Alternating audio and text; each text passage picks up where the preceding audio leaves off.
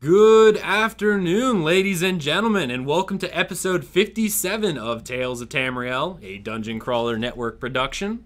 I am your host for today, that is Aggelos, and with me this afternoon, writer for the Dungeon Crawler Network, Avi Optimal. How are you today, good sir? Oh man, I'm doing great. Happy to be back again. Excellent, excellent. I guess one question I have, I know you're still working on a Guar mount guide, correct? Yeah, I'm working on it a little bit. I had a couple different articles I've been working on kind of distract me. I understand. Made a little problem where I'm working on too many at once. So. That does happen. That does happen.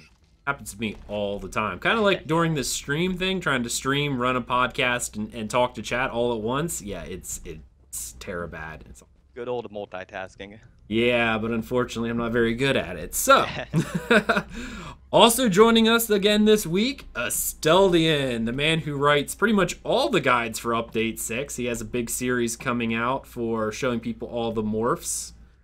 How are you today, good sir? I'm doing very well, thank you. Yes, it's been a busy time, but a lot of fun, and it's great to have another Brit on the show. Another Brit on the show. Well, that's a perfect segue for our guest this week. You heard him all the way back on episode 51. Seems like a really long time ago. It's kind of like he doesn't like us or something and only shows up every few episodes. I don't know. We may have to change that a little bit more. But that would be Nate. Good sir. How are you?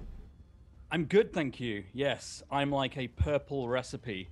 Just every now and again, I just fall out of a cupboard. And then you have to steal it, and then you get caught by guards and you lose it anyway. Something like that. Sad. Along those lines. Nice, nice. Well, we're very glad to have you with us again today. As always, we always enjoy when you're here. Thank you. Very nice to be here.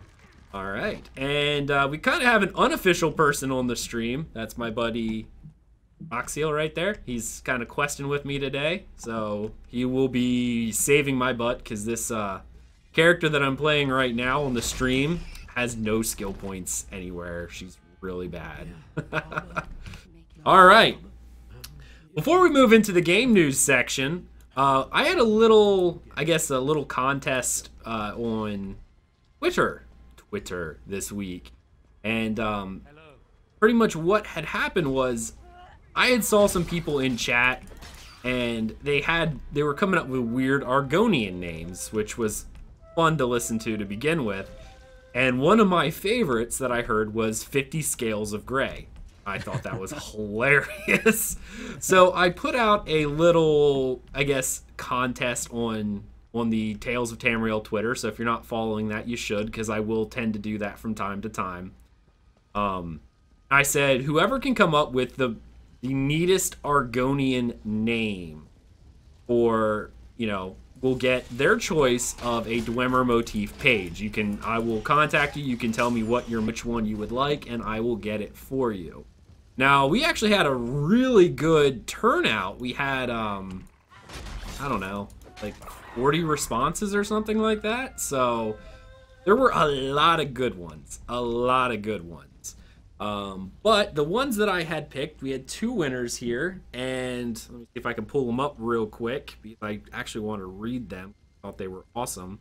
The first winner is Ben Davidson. That's at RBG Bumblebomb on Twitter. His name that he found for an Argonian is Heads Are Scales.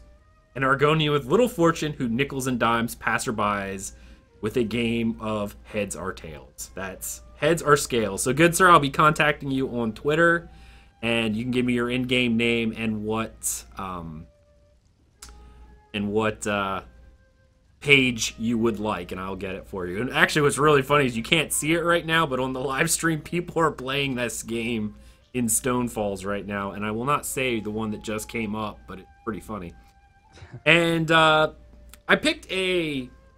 was only going to do one winner, but I picked someone else because they kind of, played on my heartstrings there a little bit. So the second winner is Mana69 because, well, they pandered to my soon-to-be fatherhoodness and suggested Cuddles with Papa, so you win as well. So Oh. I will contact both of you in-game, or not in-game, but on Twitter. You can give me your in-game handle and which page you would like, and I will get them to you as soon as possible. So thank you for everyone who participated. That was a lot of fun. That was a lot of fun. I think mine would have won. What would yours have been?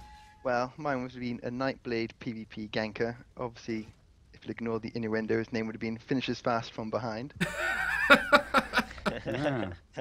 Well, since you said I'm gonna say it, the one that was in chat right now, the best name he's seen yet, cries while masturbating. I was like, oh, I'm gonna beep that out, but that was what it was. I have an EP Argonian called Moist with Power. Moist with Power. Well, anything with the word moistened just wins anyway, because it's a great word. Nice, nice. Our Argonian names are so great. They're just. But, all right, we're gonna go ahead and move right on into the game news. First off, this week is patch 1.6.6 dropped. That's right. 1.6.6 addresses several issues with combat, dungeons, a few crashes, and more. We're still working on fixing issues that some of you are seeing with Enlightenment. And exploring opportunities to increase experience gain in dungeons and trials.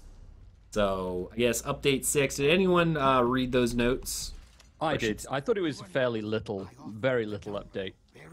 But there was one that affected me, which was stuttering frame rate on character load, which I actually did experience in 6.5. Really? Yeah. Well, I think I did. It dropped. Mine dropped to about 3 or 4 FPS. Oh. And I had to do a full, not even a relog, but a client relaunch to fix that. Okay. Yeah, there's I know they were having an issue with Enlightenment, and I know they're working on it because there was a exploit. I will use it for no other greater word than what it is with Enlightenment, where what people would be doing was they were trying to trick the system into thinking your character needed Enlightenment. So they would log onto one of their characters, stay on it for about 10 minutes or so, and then switch to another tune, hop on for 10 minutes, and keep switching back and forth. So, and that was actually tricking the system into thinking you were offline and needed Enlightenment, and it was a way people were trying to farm or get more champion point experience. So. Well, I wish I'd known that. Maybe I could have fixed the problem that I've got bugged out so I don't get any bloody Enlightenment. You weren't getting any Enlightenment at all? And even now I'm getting it a bit flaky here and there. It seems to disappear when it fancies it. Right. See, I haven't really noticed. Here's a random question for everyone in the chat. Or not, everyone in the chat as well. You can tell me this as well, but for my host, how many champion points have you earned since Update 6 dropped? I've earned 1. Avi? Oh, I've earned a lot more than that. Really? Yeah, probably maybe 13, 12, 13, I think. Are you actively grinding them, or...? No. No? No. Okay, all right. Are you leveling through the veteran content with quests? I am. Exactly. That'll be why. Yeah, you get. Okay. You get quite a lot. So I've got I saved all my gold content, so I've literally just started, as in this weekend, on my gold, on my main Misa. Okay. All right. So I've been getting quite a few for the last bit of silver. Well, then, whenever Thais actually plays with me, I'll probably get quite a bit as well, because I still have to finish Alakir Desert and Bangkorai and Silver content, and then I'll be able to move on to Gold. So I have all of Gold and 2 zones technically, or a zone and a half to do of Silver yet. So, nice. Okay, all right. Avi, how about you? Have you earned any, or? Yeah, I've earned probably about the same, about 13 maybe, around there. I haven't kept count, but I've been earning them really fast, I've been noticing, but mostly through just leveling in silver content. Okay, so you've been questing to get all of yours. Just okay. questing to get them, yeah. Okay. I'm actually kind of curious. This is something that I kind of want to get your opinions on. Dailies within the game. Like, I was talking to Roxia, who I was leveling with right now. We were talking about dailies in the game, how in Cyrodiil alone there are 10 dailies per town in Cyrodiil. So there's like 50 dailies you can do in Cyrodiil. And they're great. They're not real difficult. Some of them are kind of annoying if they make you travel really far or something along those lines. See, I don't like the Cyrodiil quests. I find them kind of boring. Really? Oh, I thought. Yeah. They're boring at times, but they're great in that you get quite a lot of XP from them, which I think is quite useful. But there's one where you have to kill 4 types of Dremora, and there is always one that I can just never find, and it takes me about 5 or 10 minutes to find that last one. I know, it's the quest in Burma. Burma. I was going to call it Baron. You're right, it's Burma, yeah. Burma, yep, I know exactly which ones you're talking about because, yeah, I'm the same way. It's always, to me, it's always, what is the one, the Zelfkin or something? Like, it's like one of those weird ones that just, they're never around, and... Yeah. But the nice part about those quests is, for the people who, I don't know, maybe there will be a grinding spot in the future. I don't know, because they've seemed to take a stand against they're nerfing grinding spots for just plain experience. They want you to play the game, and I really hope, like, one of the things they're talking about is increasing experience for dungeons and stuff. I've been running a lot of pledges, and I've got, like, nil from doing it. Other than, you know, something. Enlightenment's okay, because at least you get 50,000 for the quest, but if you're doing the pledge, otherwise you get nothing in there. I actually thought you were interrupting me there, Asteldian, because I said I didn't get anything from pledges than my first pledge. Don't go there. I can't believe you got that. If this wasn't a family show, this is a family show. So badly right now. I got 1 helmet and it's bloody light, and no shoulders yet, with over 50 pledges to my name. Nice. Yeah, I posted a picture on Twitter. Of my very first pledge. I got the Bloodsworn helmet and the Bloodsworn shoulders, both with like reinforced enchantments and heavy. Yeah. So within like 10 minutes, Asteldian sent a message going he hates me, getting back for his good internet. So yes, that is what I got. But otherwise, champion points, I haven't got a lot. I would really like to see them increase dungeon experience and trial experience, so that way, when you're doing that kind of stuff, it feels worthwhile versus dailies or whatever. Well, they have to. They got no choice. They've nerfed every grind spot in the world because they want everyone to play the right way, however way they feel that is. And yet there is no right way because doing dungeon stuff gives you nothing. So it's like, well, what do we do except grind? Yeah. Work with us here. I mean, really, the only thing you could really do at this point in time are those daily quests. And I mean, I think you can do fairly good with the daily quest with, if you do them enough, you'll learn the pattern of where they are, and you can probably work out a quick way of getting in and out. But even so, it's an extensive amount of, I don't know, some people don't like dailies, and grinding dailies is no worse than anything else, really. Well, if you're not enlightened, I can tell you a Craglorn daily will give you 5,000 experience. So that's a daily, because you may as well, even with the nerfs to grinding, you may as well just find a few mobs and kill them. Right. 5,000 experience is kind of insulting. Right. Well, I think that's all you're going to get for the quest in Cyrodiil as well, but you can quote-unquote chain them a little bit, but... The thing I found with the dailies is that they're still, I'm finding them prohibitively long to get into. Like, once you've got a decent group, I mean, it's different if you're doing it with guildies, but sometimes I'm not, and I just find I'm spending far too long just standing around waiting for somebody to either respond to a request or for me to get involved in a quest. Like, I haven't found them quite fast enough to consider them actual dailies yet. The Craglorn, see, this is something else. We're kind of getting off topic on this one, but I want to mention this as well, because this is real. I love the idea. Like, I finally got to do some things in Craglorn, because that first pledge group I ran that I had all the good stuff, I met a couple people who were nice group of people. They're like, hey, you know, we don't have a 4th DPS. You know, we're 3 people who are doing this. How, you know, they added me to their friends list. They're like, anytime we see you on, we're going to bring you on, because the groups went really well. And after we did our pledges, they're like, hey, we're going to go do a delve in Craglorn, a group delve. Do you want to go? I said, yeah, sure, why not?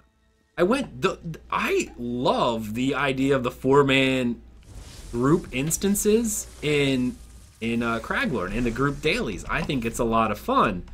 But to stand around waiting for a group would be a pain in the bum, I think.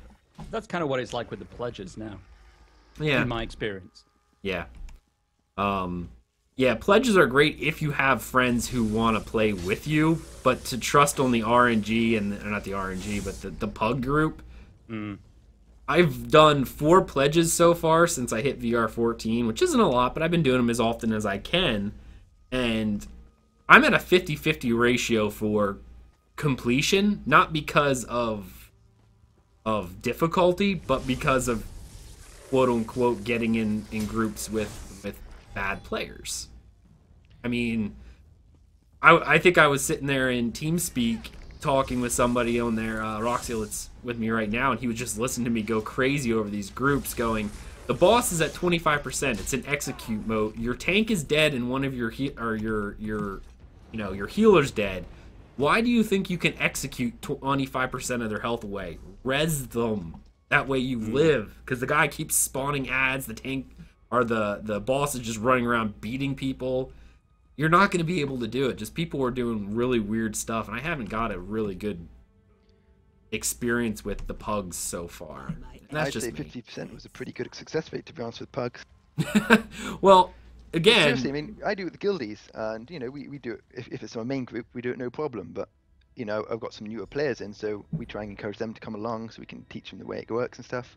And it becomes hard work. All it takes is one guy not to be bad, but just be inexperienced, and it becomes quite a lot of pressure on the rest of you. I mean, we did, what was it, Fungal Grotto the other day? That was quite that Spider Mephala boss is a nasty piece of work. Yeah. I was the one who had to execute as a tank. Everyone was dead, and she's down to 6%, so it was like 150,000 hit points. So I had to roll around, dodge around, and I couldn't get a res off because she kept doing her stupid AoE. So I ended up trying to execute the woman down, and thankfully, I happened to have my execute on the bar. God bless the Jesus beam. And so we actually killed it that way. nice. Yeah, it is. I think it would be really useful to have something where you can, if somebody is rubbish and leaves, you can join in or advertise that you have a very quick open spot and let somebody else just come in and help. Like, they don't get the same experience or achievement or anything like that, but just mid-game, there's just a big list of groups that have a member or multiple members missing. Like kind of how some of the FPSs on console and things will let you join a group. Final Fantasy 14 does that as well with their dungeon finder. There's actually a checkbox that you can, when you're doing your group or your daily roulette or whatever, their dungeon finder, there's a checkbox going, would you like to join a dungeon already in progress? They won't put you in if you don't check that, but it might be a way of getting into dungeons that, I don't know, someone bailed at the last boss or something like that. Or you could just be Rift had it similar. Rift did the same sort of thing, but the difference is you actually got the daily reward for killing the last boss anyway, so it didn't matter. Whereas in this, they want you to kill everything. Well, see, I'm fine with that because you run the risk of, hey, it could have been a player that just, linked dead and didn't come back, or it could be a fact that the entire group is garbage and they've been beaten on this boss for like an hour and a half now, and there's nowhere near beating it, and even you showing up's not going to do it. So you run the risk of going, well, maybe I'll get a quick run, or maybe I'll be in here for 2 hours trying to finish this because these guys have no idea what they're doing. They're not willing to learn. Like you run that risk. Just the same as you run a risk anytime you run a bug.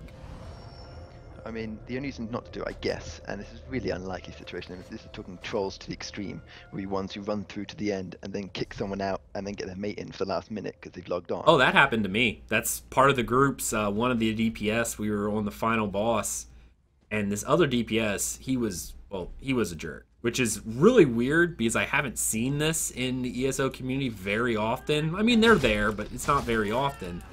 And this guy was just dying every 3 seconds. He was a bad player overall. He was just dying. But then he kept blaming, oh, ESO, you're terrible because this is why you're losing players. And like, actually, no, they're gaining more players now. But that's beside the point. But I guess he started spouting his mouth off to the tank that I was with.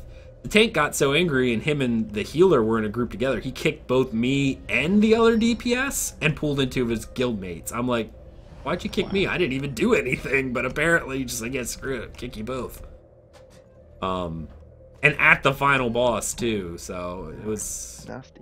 Yeah, I mean that's kind of what you run with the game, and as of right now, I don't see a lot of I'm sure if you wrote a message or something, but there's not a lot of things discouraging people from doing that. You know, like kicking, if you're going in with a party and you're the party leader, you can kick who you want and there's no ill will really for you. Yeah, you need a vote. Like, yeah, a vote would be nice. Yeah, he just kicked us both, brought in his own people, and it's like, well, I get the other guy. He was kind of a d-hole, but, you know, I had done nothing. I was quiet the entire run, but apparently maybe 2 of his guildies finally logged on. There we go. Yeah, Zoss definitely a vote, because that's what Rift. The amount of people who do it as well, they're like, oh, kick this guy. I'm like, well, why do you want to kick him? No. It's like, oh, wait, he's not very good. Well, yeah, there needs to be a reason. He's got to learn somehow, isn't he? He's not an arsehole, so... Well, there's a difference between learning and knowing the fight. Like, the DPS I was with knew the fight. He was just bad. Yeah. You know, like, he knew when he got Daedra Curse to run towards the, you know, to where it's cleared and stuff like that. So he knew that. He just was bad. Yeah. All right. Well, that was kind of a long topic. Hey, everyone in chat. Winona Stealth. Yeah, we just started a little while ago into the news section, so thank you for joining us. And I see we got like 25 people viewing. That's pretty nice. So hi to everyone in the chat room. If you got any questions or want to, you know, say anything, go ahead and I'll try to shout it out. And Hepthar, yes, guilty by association. DPS. I was DPS. He was DPS. We both got in trouble. All right, we're gonna move on to the next little bit of news. If no one else has anything to say about 1.66, I have 85 champ points, just because you asked earlier, just to let you know. 85? Wow. And that's how I know the enlightenment's bug, because me and the wife play together. She's got 88 and still has enlightenment. It's like, well, I keep running out. How do you have more than me? So it's easy for us to see there's a bug. Right. Oh, wow. That's... Chattering skull. And now my bags are full. That is not awesome. Be very upset. All right, Avi, good sir. I haven't heard you. Did you have anything you want to say about 1.66 before we move on? No, not really. I haven't got to do any trials or anything like that yet, so I'm still new to that whole thing. Right. Okay. All right. All right, we're going to move on to the next little bit of news, which actually, this kind of has something to do with 1.66, and I should have rolled it in there, but, you know, trying to do multiple things and not really paying attention to either, because I'm bad at this. Spell penetration, specifically Nirnhoned Items, are sort of bugged since Update 6, and allows weapons to ignore 100% of spell resist in PvP. Has anyone encountered this? I have not. No, I haven't. No? Probably. I wouldn't know. I get killed and just assume I was bad, but who knows? Now I'm kind of lost. I'm in group. Oh. But I will say it's pretty. I mean, don't get me wrong. I love this game and everything about it, but Zoss really needs to start handling their crap, because this is a time and again bug that's turned up. We had it before. In the past, with the different traits, same principle. Sharpen did it, now it's doing it. The enlightenment's bugged. I mean, rest experience has been in so many games, and this one's a simplified version, because you get a set amount each day rather than anything complicated, and that's still bugged. And it's like, guys, seriously, maybe it's a good thing we haven't got any more content coming for 6 months, because they can just sort out all the background on the game and just get these little niggly bugs that aren't a big deal individually, but all just stack up to get quite frustrating for people. I agree with this. I mean, I do. I love the game, and I love the developers. I really do, because I mean, they do a great job with content that is interesting, and it makes me want to continue playing. Like, it really does.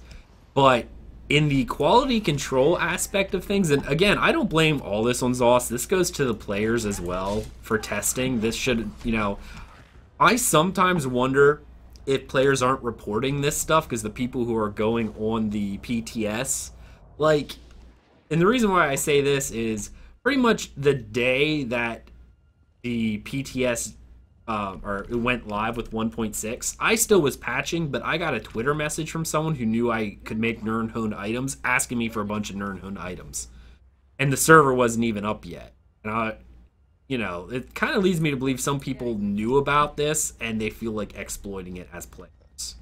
To be fair, I mean, I was on the PTS forums quite a lot.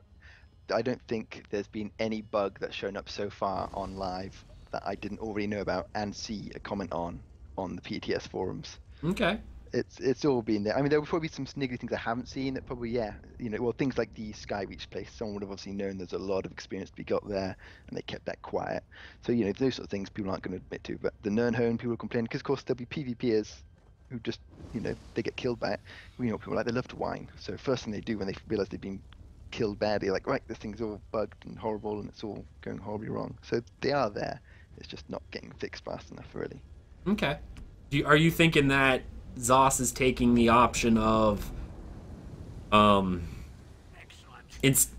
pushing things out with a deadline, going, hey, all right, we only have X amount of weeks to fix these things, and it just didn't get to it. We'll put it on our to-do list, release the patch so people have something to do, and we'll fix it after?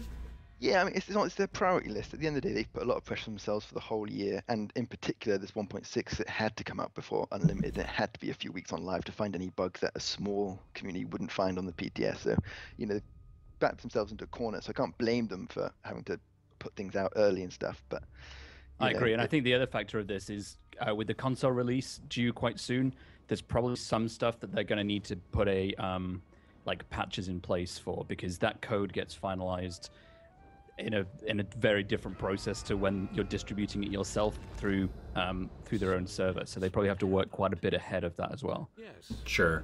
Well, obviously, I know we, those of us with some sort of a tech background, know that on the server side of things, they're generally the development build is generally 5 or 6 versions ahead of what's on live. Mm-hmm.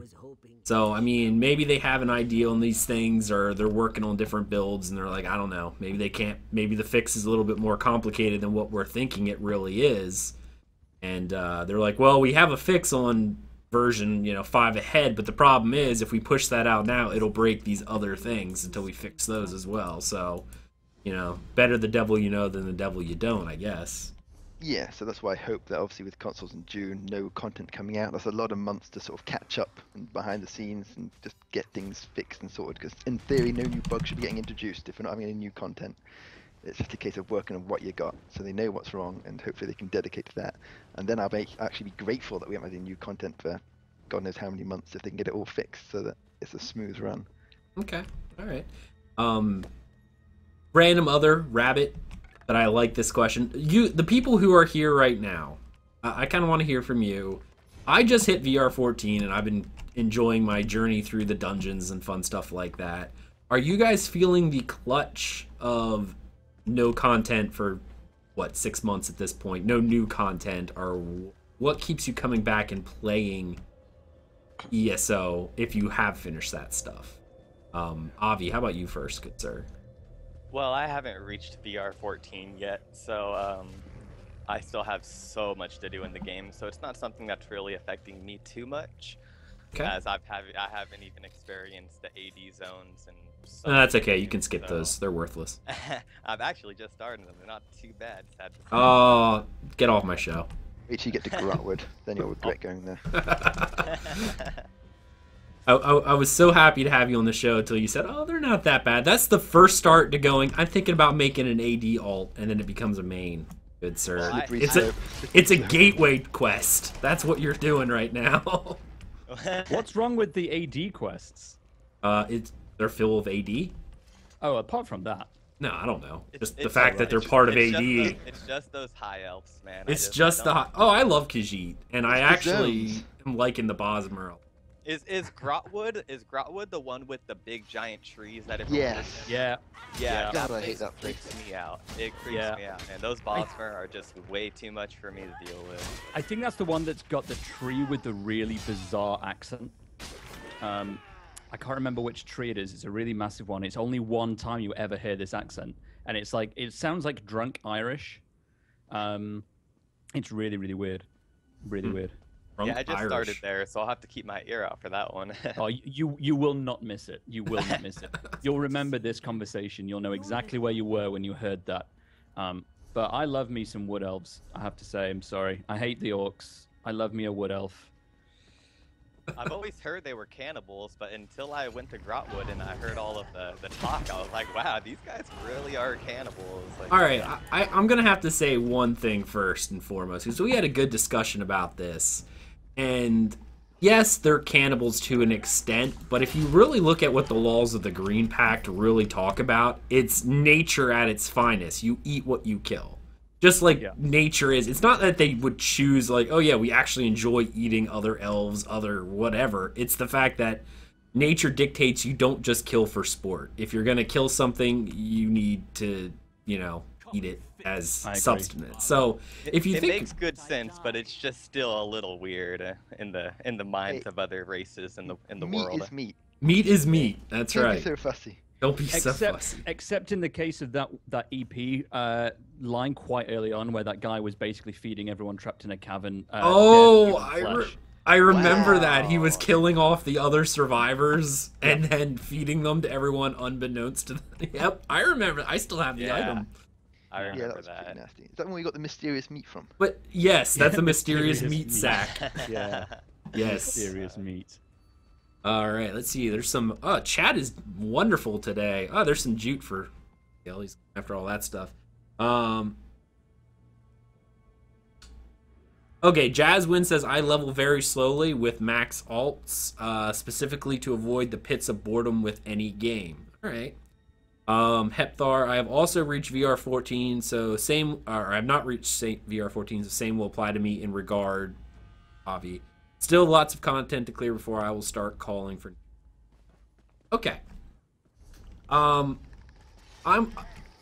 Nate, I haven't heard from you yet on this particular... What are you doing to stave off boredom with the content drought we're going through?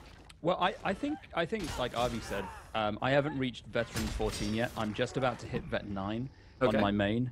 I also have an alt that I play with my brother. And he's Vet 1, I'll be Vet 1 on that quite soon. And I'm like you, I think, in the books and the words and the lore. So I don't rush through any of the quests. And I'm a completionist, but I'm also quite busy in the week. So I have my time curtailed by work. So at the moment, I haven't got to the point where I'm like, okay, I'm bored now. There's always something for me to do. And I think that's great because I've put about 500 hours, I think, into my main, and I still haven't actually even got through gold. In fact, I've only just started gold. I'm in Auradon. So that's quite good. And that's good value as well. That's value for money, people. Yeah, I mean, technically speaking, I know with MMOs, even I'll say with MMOs, you're always looking to continue playing the game, of course. You're trying to make good value. But see... with this going by to play for one thing, I think we're going to start suffering through some more content droughts because I think that's how these things going. And Roxy, I'm full too, so let's run up here and sell. And the people watching people listening in podcast land will be like, why are they talking about this? Live stream people will notice that up on my bar I'm 99% full.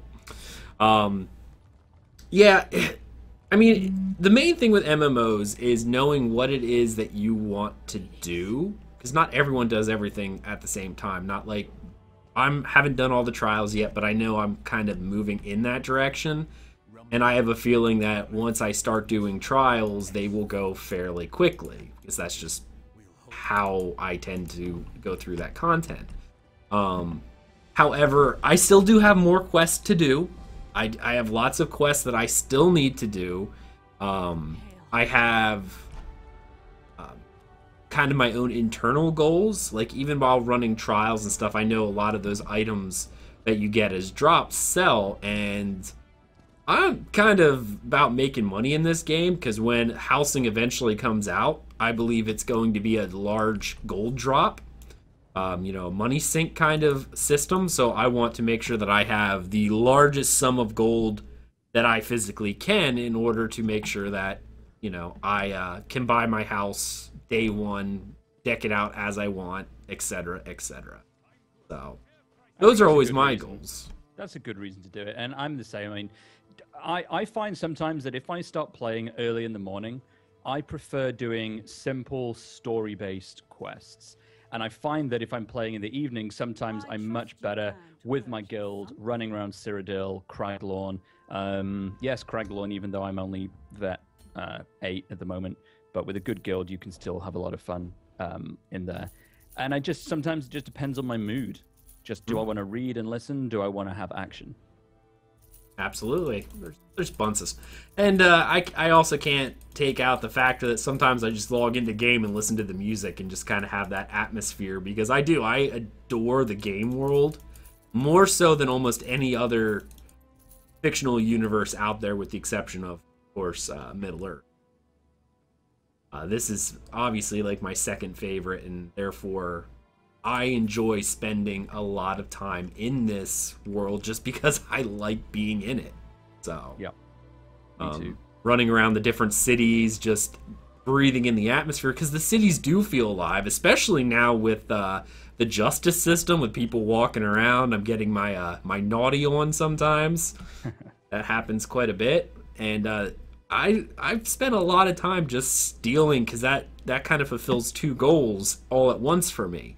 It might not be story-driven content in quest or progression content in dungeons or trials, but for me, it's filling that immersion setting for me, as well as my money-making need to get ready for housing when that comes out, because I'm making money while stealing, and I'm being in the world that I enjoy while stealing, being a bad individual.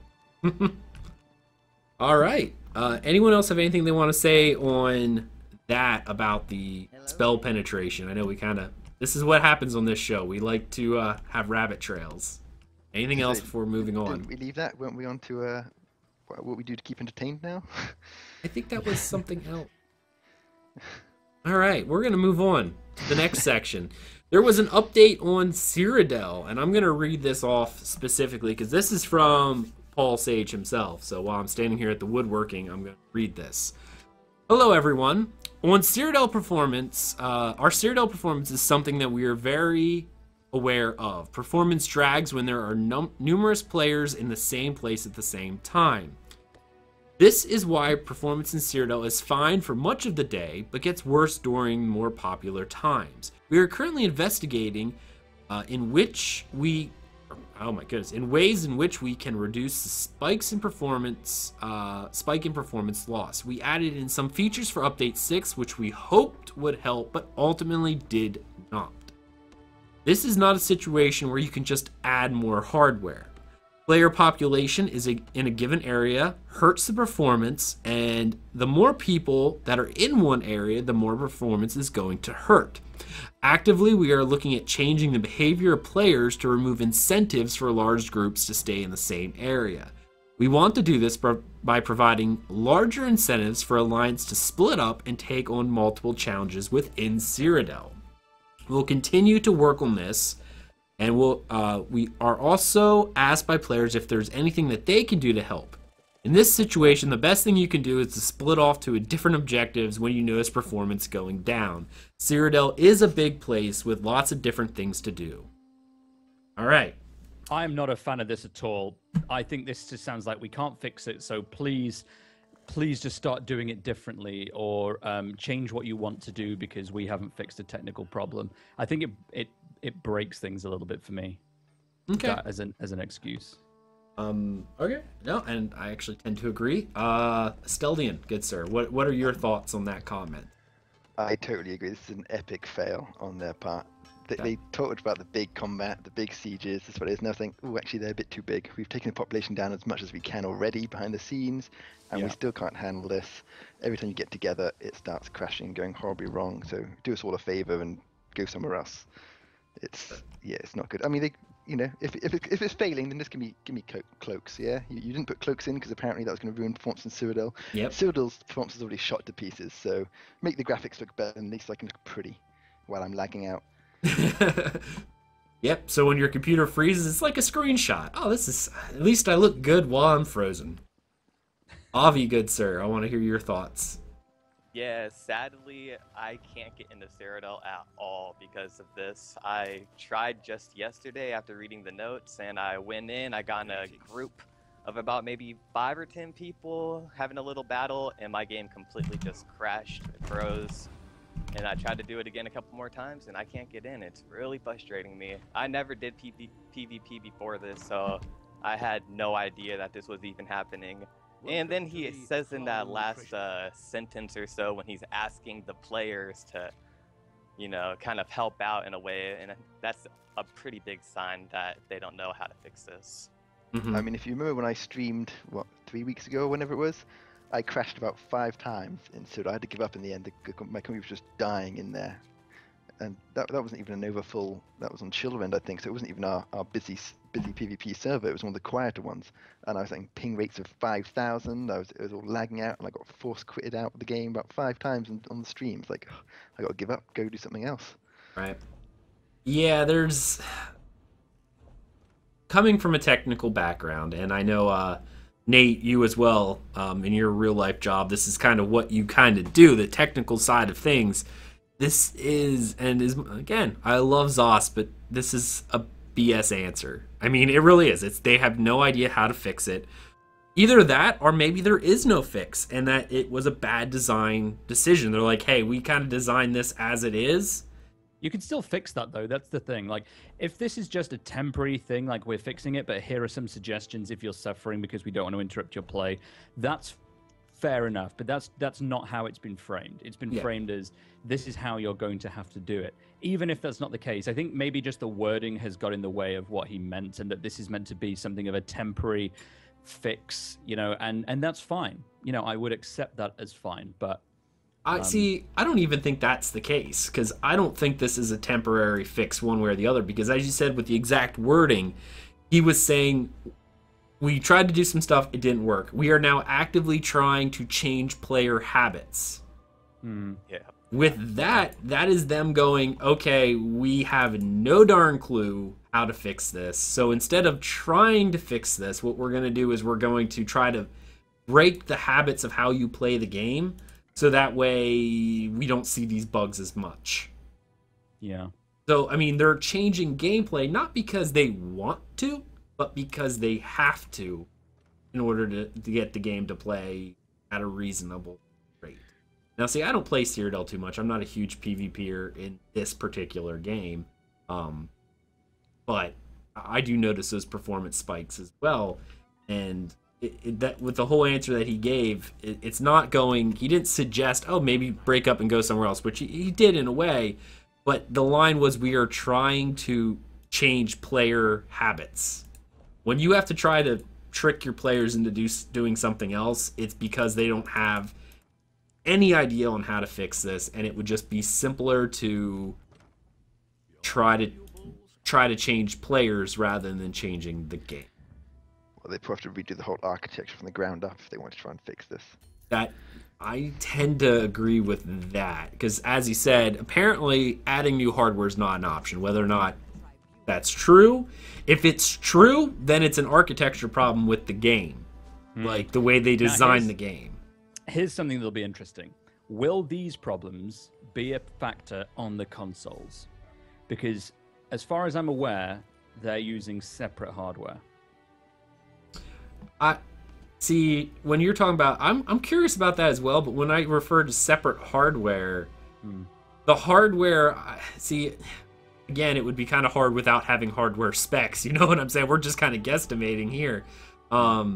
Because we know that the Xbox infrastructure and PS4 infrastructure, since we went to PS4 and Xbox One, are now using the Windows x64 x64 architecture now. They are on the consoles, but in terms of how that's being handled on server the back end, yeah, because Microsoft and Sony both have these cloud systems, and allegedly Microsoft's is more powerful and more capable than Sony's, but they're not tying directly into ZOS's mega servers.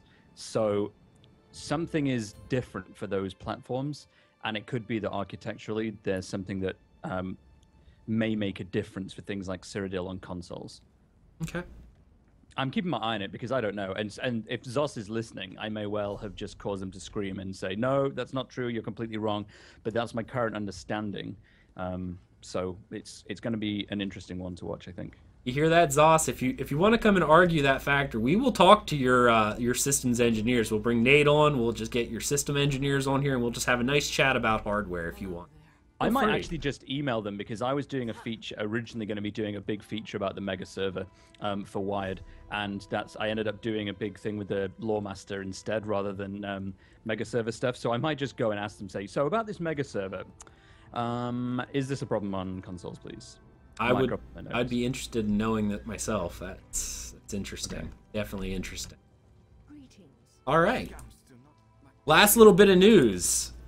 Expect to start seeing a lot of this in the future, but there's been some, I guess, quote-unquote data mined stuff on the official forums about new items coming to the not gem store. I'm thinking Guild Wars 2 here all of a sudden. The Crown Store. Anyway, the cash shop. I put it in the show notes. Has everyone seen that in the show notes? The different things. There were a couple things like 5 different mounts, few pets. Panther. Costumes. Yeah, I'm so having me a panther. Panther, nice. Blackwood monkey is what I want. Blackwood monkey. Yep. I'm gonna tie this into ESO Live, because ESO Live happened on Friday. I didn't find there to be a lot to talk about on ESO Live. Did anyone else see anything on ESO Live other than people are still angry about the freaking Redguard armor change? I don't think that will ever go away. Oh my god, get over it. That's like the ugliest armor in the game. They've changed it. It's still ugly. That's it.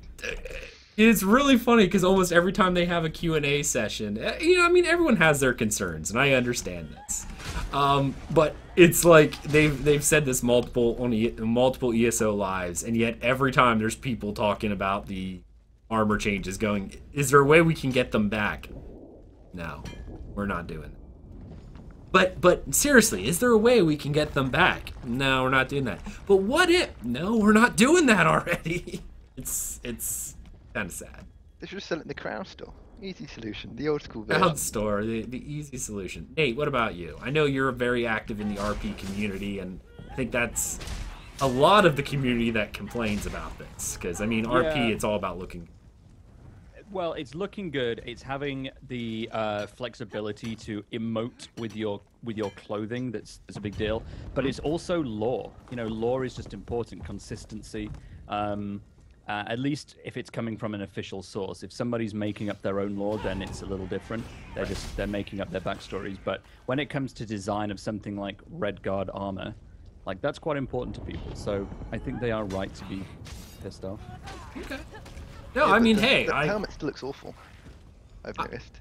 I was not very fond of the boob armor, the boob window. But here's a rather other question for you. There's an early, I forget what style it is, but there's an early set of armor for females that's essentially a halter top that kind of just, I don't know. I'm not a man of the world, as you will, when it comes to fashion, so it looked like a scarf that just wraps around the boobs and holds them up. I remember seeing this specifically on several Bosmer characters in the early AD zones. So if they were changing the boob armor on the orc, why wouldn't they change it on this as well? I don't see the reason for changing it one way or the other to provide more protection. Even with a boob window, I'm sure it's better than a scarf, which I desperately want at Thais scarf. I'd like an infinity scarf. Infinity scarf for my character. I found out this is a thing from my girlfriend. It's an actual thing, an infinity scarf. It's a scarf that's like a big circle of fabric. And I thought it was a joke name, but it's a real thing. Thais has one. Yeah, I've seen them too. She loves those things, so. Alright. I mean, just to be clear, I'm all of the vanity. I may not be a role player, but armor is a big deal to me, so I do like it to look nice and pretty, so I am a good response when it comes to that. Well, the reason I wonder about the Redguard and Orc, I might be wrong, but did no one else think it was the worst ones? I mean, I did. The Redguard, what's with the comb over cock? What's that about? It's a horrible helmet. What is that about? It's like, I'm not wearing that. I agree. I actually, out of all the armors, I mean, well, in every game I've always hated the Orc. That's just an aesthetic. I actually like that they kind of went with the style. That's what they do. It makes sense. Whatever. But I never would have liked to wear it. I know some people who liked it. I mean, all the power to them. I mean, you have the right to have bad taste. I didn't care for them, and I thought they were ugly. Now, I know what they tried to do, because this is one of the things I complained most about, was the fact that the armor always looked very painted on. It didn't look very good. And they tried to increase that and change the way it looked. I know the reason they did this, to try to make it look a little bit more aesthetically pleasing. And honestly, on the base of details, when they showed that one image of the two, the two armors together, showing what they changed and how they improved it, I'm like, they actually did improve the look and state of the armor. So, I don't know. Now, the one complaint I will agree with is on the red guard change, where you've got the front flap and it won't match the color of the other armor, even if you use the same dyes. That annoys the hell out of me when I can't get my dyes matching. So that is an unforgivable change. Unforgivable. Excellent. Now, the main reason why I wanted to really bring up ESO Live, other than the fact that people are still angry about this, and I think it kind of fits in with the upcoming Crown Store, because they did a lot of costumes, right? I had mentioned this on like 2 episodes ago as an idea of things that I would like to see. I generally don't like the costumes because we only have 1 costume slot in this game. It's not like Rift where you got the wardrobe where you can put stuff, or World of Warcraft's transfiguration system or whatever it is that allows you just to change pieces as you go. We only have the 1 coat hanger kind of thing. Yeah. So far. Now, see, this is one thing I was talking to them about, going, hey, this is something you may want to add, but wouldn't it be interesting if you added a cash shop item, which is like a usable item, which would allow you to put all your armor on, dye it the way you want, whatever you want it, use the item, and it take a copy, like a snapshot of your armor, and it becomes a costume that then you could put on your best in slot ugly gear and still look the way you want. Yes, please, God. I yes. love that. I love that idea. Well, I mentioned it in chat, and what kind of made me super happy was Jessica Folsom mentioned it as well, going, you know what? That's a really good idea. I've not heard of that. I'm going to pass that to the developers. So hopefully we see something like that. I think that might be somewhat easier than changing the whole architecture of the game. I don't know if it'd be easier or not, but I mean, this is going to be a buy-to-play game, and I don't know about you guys, but I would pretty much just let them have my credit card on file so I could keep buying these items. Yep. I mean, if they, like you get a set of 5 of them for like, $5 worth of crowns, every time you make a costume, you can make your armor, mix and match exactly how you want it, dye it the way you want it, and then use the item and make a costume. It just makes a costume based on what you're wearing. You can then put that on and then change your gear to your ugly, like, I hate the monster shoulders in this game. I love the mechanics of them, but I hate the looks of them. I would much rather wear something else. As Asteldian would agree, that Bloodsworn armor is just ugly. Yeah, I use the Malabeth, so that's got the big spiked shoulder. That one's not too bad. But I'm not a fan of the one shoulder look either, so... Yeah, but then being able to switch and add... I think that would be a great item, and making it a one-time use item so that you had to buy more, anytime you want to change. That's a good crowdfunder, and I mean, if it's reasonably priced, I know Guild Wars 2 makes a killing off of their transmutation stones because you need a transmutation charge per item you want to change its thing. I know people buy that a lot. Doesn't Valve basically make like half its money from selling hats in Team Fortress? Yeah, pretty much. You see, there's got to be something to be said about that. Oh yeah, no, Vanity is like my character right now is wearing all Dwemer armor, and like the way I have it looking, I love the look of my character right now. Like heavy Dwemer chest, light Dwemer helm, medium everything else. He looks freaking awesome. But is that who you're playing on the stream? No, I'm playing another character right now. I mean, I'll take a picture and post it on the thing, but... I go with High Elf Heavy, and then use Dunmer for the boots and the gloves. Right. That's the winner. But yeah, Am I doing something wrong to not be factoring in the race that my armor's coming from? I'm not paying attention too much to anything like that at the moment. I'm just looking at numbers for my armor. No, there's nothing wrong. Right. I mean, the crafting you have to worry, just what you're going to look best in. Yeah. Well, to be 100% honest, at this point in the game, if you're just looking at numbers, which, I'm that way as well. I mean, honestly, what I would prefer to wear is heavy Imperial chest, shoulders, and then probably a Dwemer mask light because I like the Dwemer mask, and then the rest probably maybe like a Nordic medium or something like that. That would be the way I would represent my character in game. I see. But unfortunately, if I want to go a number crunching, you know, looking at it that way, I'm going to need to change some stuff around. I need certain drop sets. I need certain things like that. And unless I use a costume, which, you know, if you don't like the costumes that you're using, then what's the point, right? I mean, like, I want to look like I'm wearing heavy armor when I'm wearing medium. Like, I love the look of heavy armor in games. But in this game, it's not best in slot for me to run around with heavy armor if I want a DPS. It's not. Thankfully, the Dunmer medium looks kind of heavy-ish, because I use that every time. It does. But even so, like, that's the way it is. If I want to look like I'm wearing heavy armor, I have to use one of the ones coming out. But I don't necessarily like Breton armor, and even if I did like the Breton armor, the colors that they have aren't necessarily the colors I personally would choose. So, I mean, in terms of vanity, if they really want to make a killing, I really hope they look at the idea I'd presented, because I know all of us would spend our money. I will do anything to get rid of my toeless bloody sandal shoes that I wear for PvP. Toeless sandals. I agree. Toeless sandal. Who's wearing sandals to battle? Whoever you are, stop it. It's just You are wrong. doing battle wrong. You are doing battle wrong. Yeah, if I fight anyone who's wearing sandals to battle, the first thing I'm doing is stepping on their toes. I'd rather have the booby holster orc armor of the old style.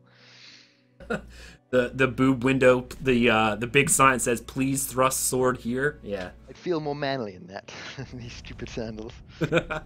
Although I guess it goes fitting with my Templar Jesus beam. I guess so. That works that way. All right, let's see how chat's doing. Hey, chat, I'm trying to watch and do everything all at once, so here we go. Vanity. Excessive pride in one's appearance, qualities, abilities, and achievements sounds like a good reason to play a game. I think that's the only reason to play games, to be honest. Also see MMO Gamer. Yeah. You know, it's people like looking the way they want to look. I mean, why do you think so many games now have some sort of transmutation system in the game? Because they realize people don't want to do the latest raid or the latest PvP and get the armor and go, man, this looks like crap. I would much rather wear something else, so I don't know. I think it's why I don't play single player games anymore. I can't show off how I look. I can't look good while doing it, right? All right, does anyone have anything else to say before we move on? No? No? Okay. All right, well, before we move on to our discussion topic, I need to mention that this episode, as always, is brought to you in part by awesome fans, just like all of you guys. You guys rock. If you're currently not supporting the Dungeon Crawler Network and you wish to help us out, maybe consider donating or becoming a patron of ours on our Patreon page. You can find the links for both of these on the bottom of our website, dungeoncrawlernetwork.com. This helps, you know, let us do a couple other little fun things with the network. And obviously, if you check out our milestones, when we reach these, we're going to be giving away a bunch of different stuff. More often than not, physical swag from the Bethesda store. Or if they ever offer a gifting feature of the Crown Store, things like that to our Patreon subscribers. So even donating $1 a month to the show to keep us going will make you qualified for that. If you're unable to support us financially, but still wish to support us any way you can, why don't you tell a friend about us or our, you know, guest host or anyone that does anything with the ESO community. That helps us out. And also brings awesome people into this game. All right. Elder Scrolls discussion topic this week, talking about Datamined. Again, we have a kind of a Datamined series going on from Reddit. Reddit user... I gotta look him up now because I always pronounce his name wrong, but he's awesome. Dominoid73. Dominoid73, yes, sir. He is like my. This week we are talking about some Datamined information about motifs, new zones, and new collection items. This will be kind of like a running series following things that he's found throughout his data mining adventures. So. First off, new motifs. We're going to talk about motifs first. I'll go through this real quick. One thing that's to note about motifs is that all future motifs are going to follow the same plan as the Dwemer, with the pages kind of idea, which I like. Now they're looking at releasing up, they found 3 new ones, which we've known about the one called the Imperial Daedric, and its official name is Zivkin, or Zivkin. Racial motif 16, and people will be able to collect something called Nuggets of Charcoal of Remorse from within the Imperial City in order to find these things. The next 2 are Yokidan and Akaviri styles, motifs 17 and 18 respectively, though we don't know a whole lot about those. What do you guys think? Nate, good sir. Yeah, I like the idea of this. I think the more things to collect, the better. As I'm sure you'll agree, because you've got about 500 versions of the Dwemer pages by now, I think. I think so, yeah. I'm all for it. I think it's a nice idea. The only thing that it makes me feel quite bad about is that it sort of reminds me about films that are needlessly released in 2 or 3 parts. And I think, you know, is this just doing it to get more out of me? But if I'm having to collect more stuff, then fair enough. Okay. I think it's also well, I'll hold my comments real quick. Asteldian, good sir. How about you? Well, more ways of indulging in our own vanity is always good.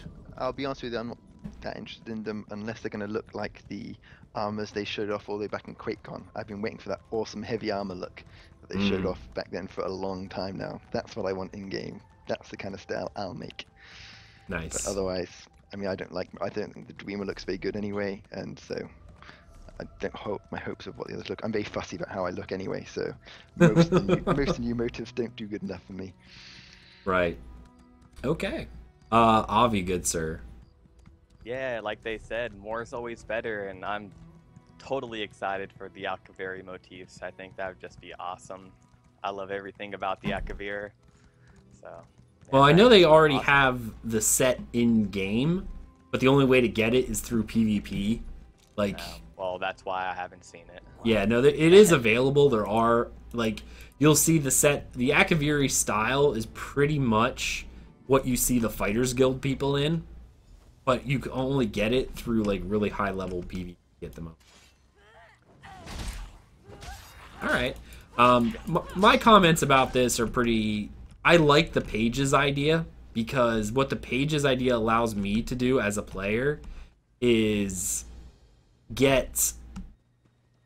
make money in a greater fashion, because people are always looking for certain pages.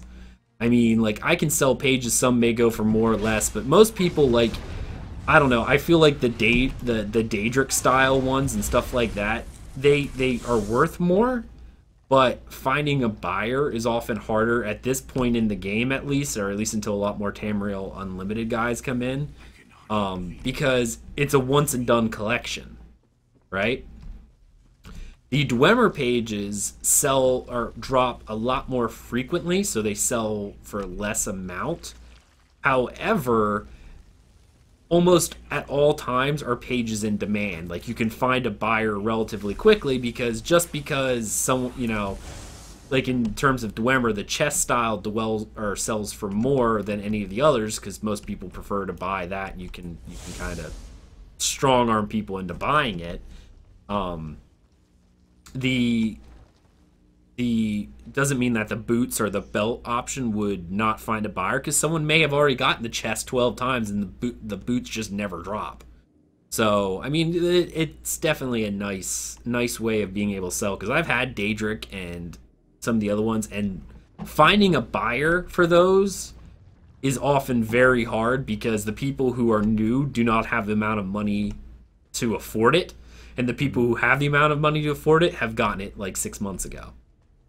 So I'm often caught holding on to the same item for like a year, it feels like.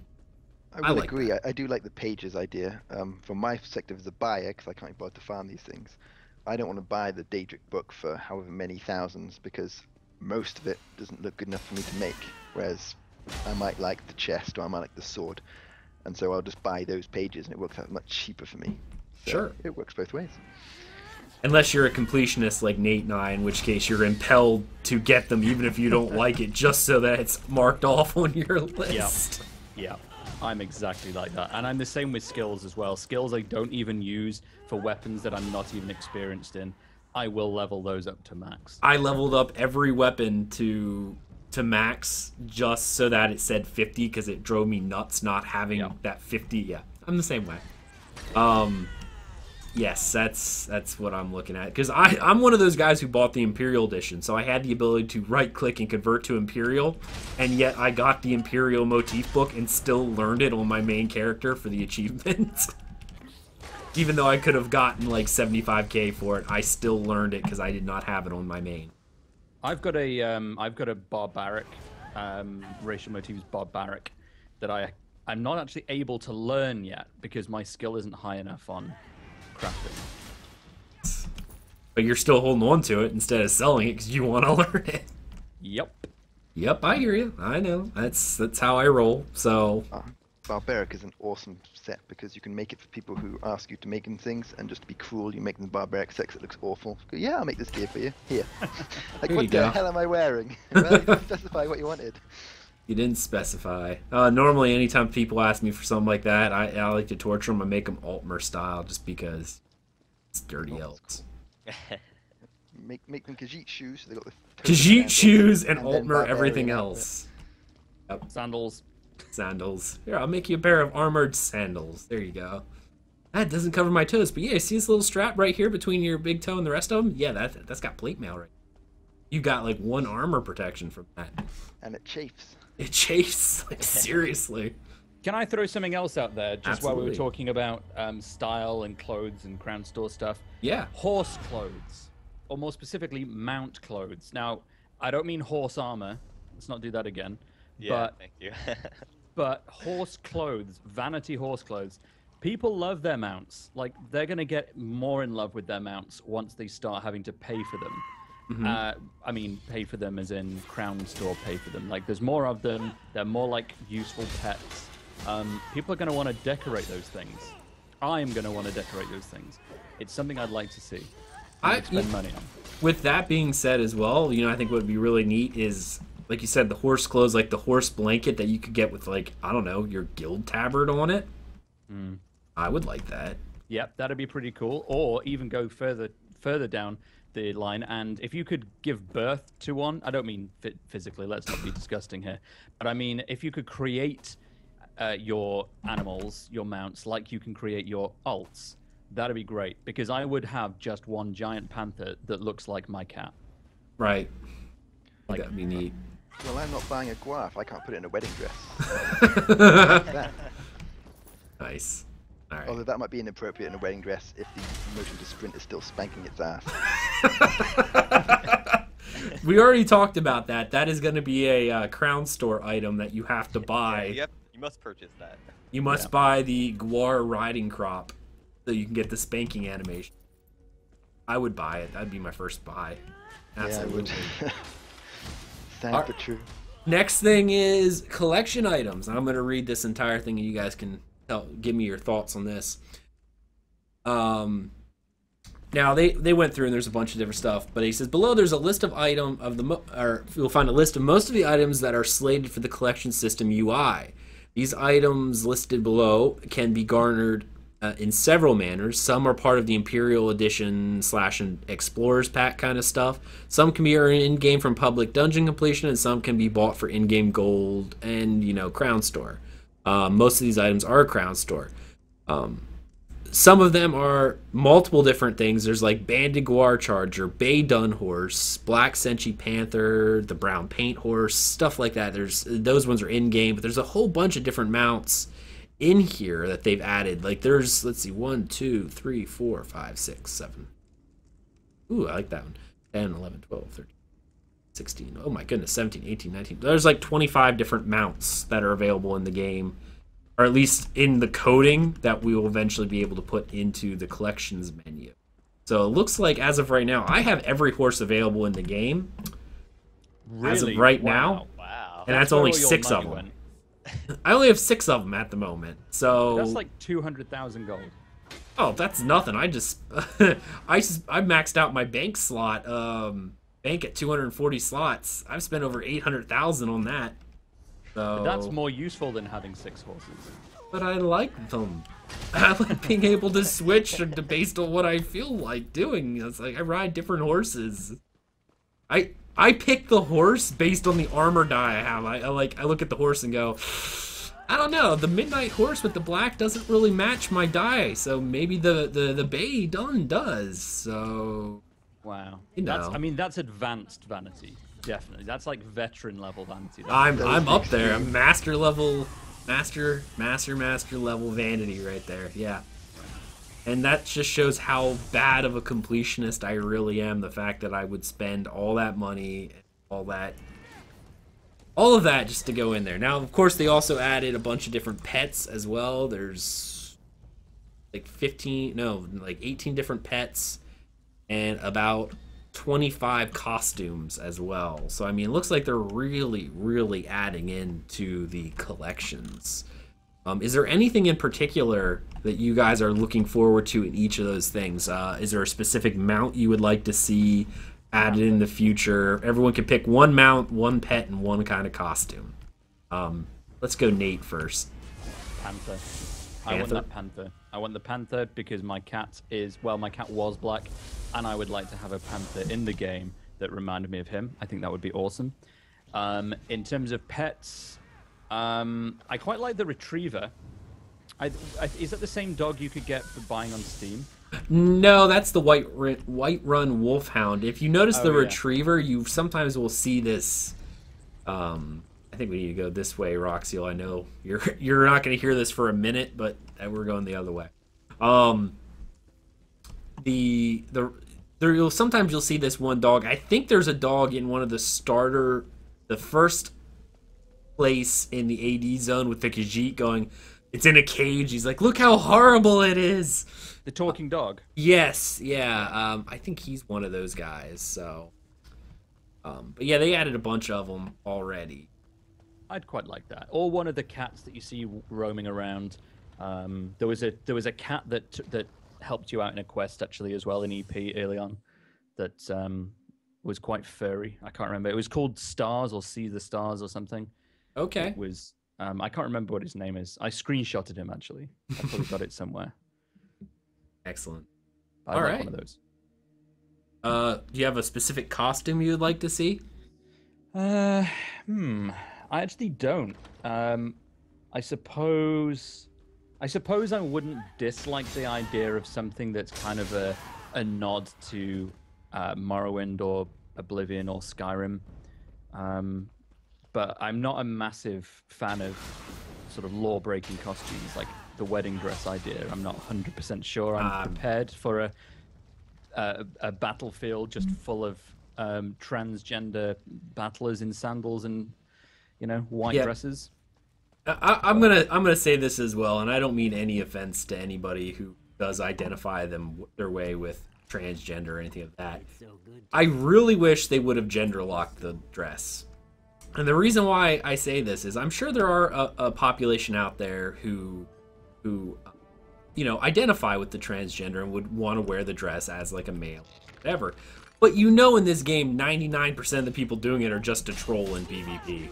Yep. Yeah. It's not for any gender equality. It's because they want to kill you and teabag you in a dress. I wish they would have gender locked it, that the dress would have been for female characters. I know you just get the female trolls doing it. Then the female trolls, yeah, which there might be, but at least then it would be, I don't know, just a little different. It's just one of those things where when you made the dress, and I know the reason why they probably did it with legal was because of the transgender issue, but it's one of those things where it's like, yeah, we're not doing this to be exclusive to that population, but we know that like 99% of the people doing this, or probably even higher than that, are just trolls. So I'm not fond of the dress. Not only for that, but lore breaking. I don't know. I'm not fond of it. I myself would prefer, as Roxiel's saying in chat, Wamasu mount. I want a Wamasu battle mount. That's what I want. I want to ride a Wamasu into battle. I don't even care. At least it's a creature we see in lore. I don't know how lore breaking it would be to tame a Wamasu, but I don't know. Nate, maybe he can correct me on that. What do you think, Nate? Is that lore breaking to tame a Wamasu mount? Don't see why it would be. Everything can be tamed. Anything can be tamed eventually. Yeah, tame a giant. Yeah, tame a giant, ride a giant. Technically. Yeah, I guess you could. All right. As for costumes, other than the fact that I would prefer to see my idea, obviously not just because it's my idea, I'd rather let anyone's idea, but if it were the same idea as mine of being able to create your own costumes out of different armor that you've made or whatever, that's what I would prefer to see. But in the current incarnation, I would actually like to see some sort of nobility outfit like the ones in Skyrim you would see for what the Jarls would wear. Yes, that is an excellent idea. Yeah, so, I mean, other than not being able to create your own, I would like to see some sort of noble Jarl costume from, like, Skyrim era. That is something I would like to see. And as for pets, I would like a larva silt strider. Like a itty bitty little silt strider or whatever they would be larva-wise. I don't know if they're tiny when they're little or not, but I would prefer to see something like that because I love the silt striders in Morrowind. So I erect the spine of approval at that idea. Okay, Avi, what about you? Your top 3 things that you would like to see added in terms of costume, mount, and our pet. Alright, so when it comes to the mount, I think I'd probably go for the Senshi leopard, but I'd rather have a big old giant lion. That's what I want as my mount. When it comes to the pet, I'd probably, like I said before, I'd go with the the little monkey that we saw in the earlier wherever it was. But the little darker monkey. And when it comes to costumes, I'm not too interested in many of the costumes that they have written down, but I'd like to see more of an Akaviri style costume like the Blades armor in Skyrim, if you guys know what I'm talking about. Mm-hmm. Yeah, that's my favorite armor in Skyrim, and I just want it on all of my characters in this game so bad already. Nice. Okay. Very samurai style.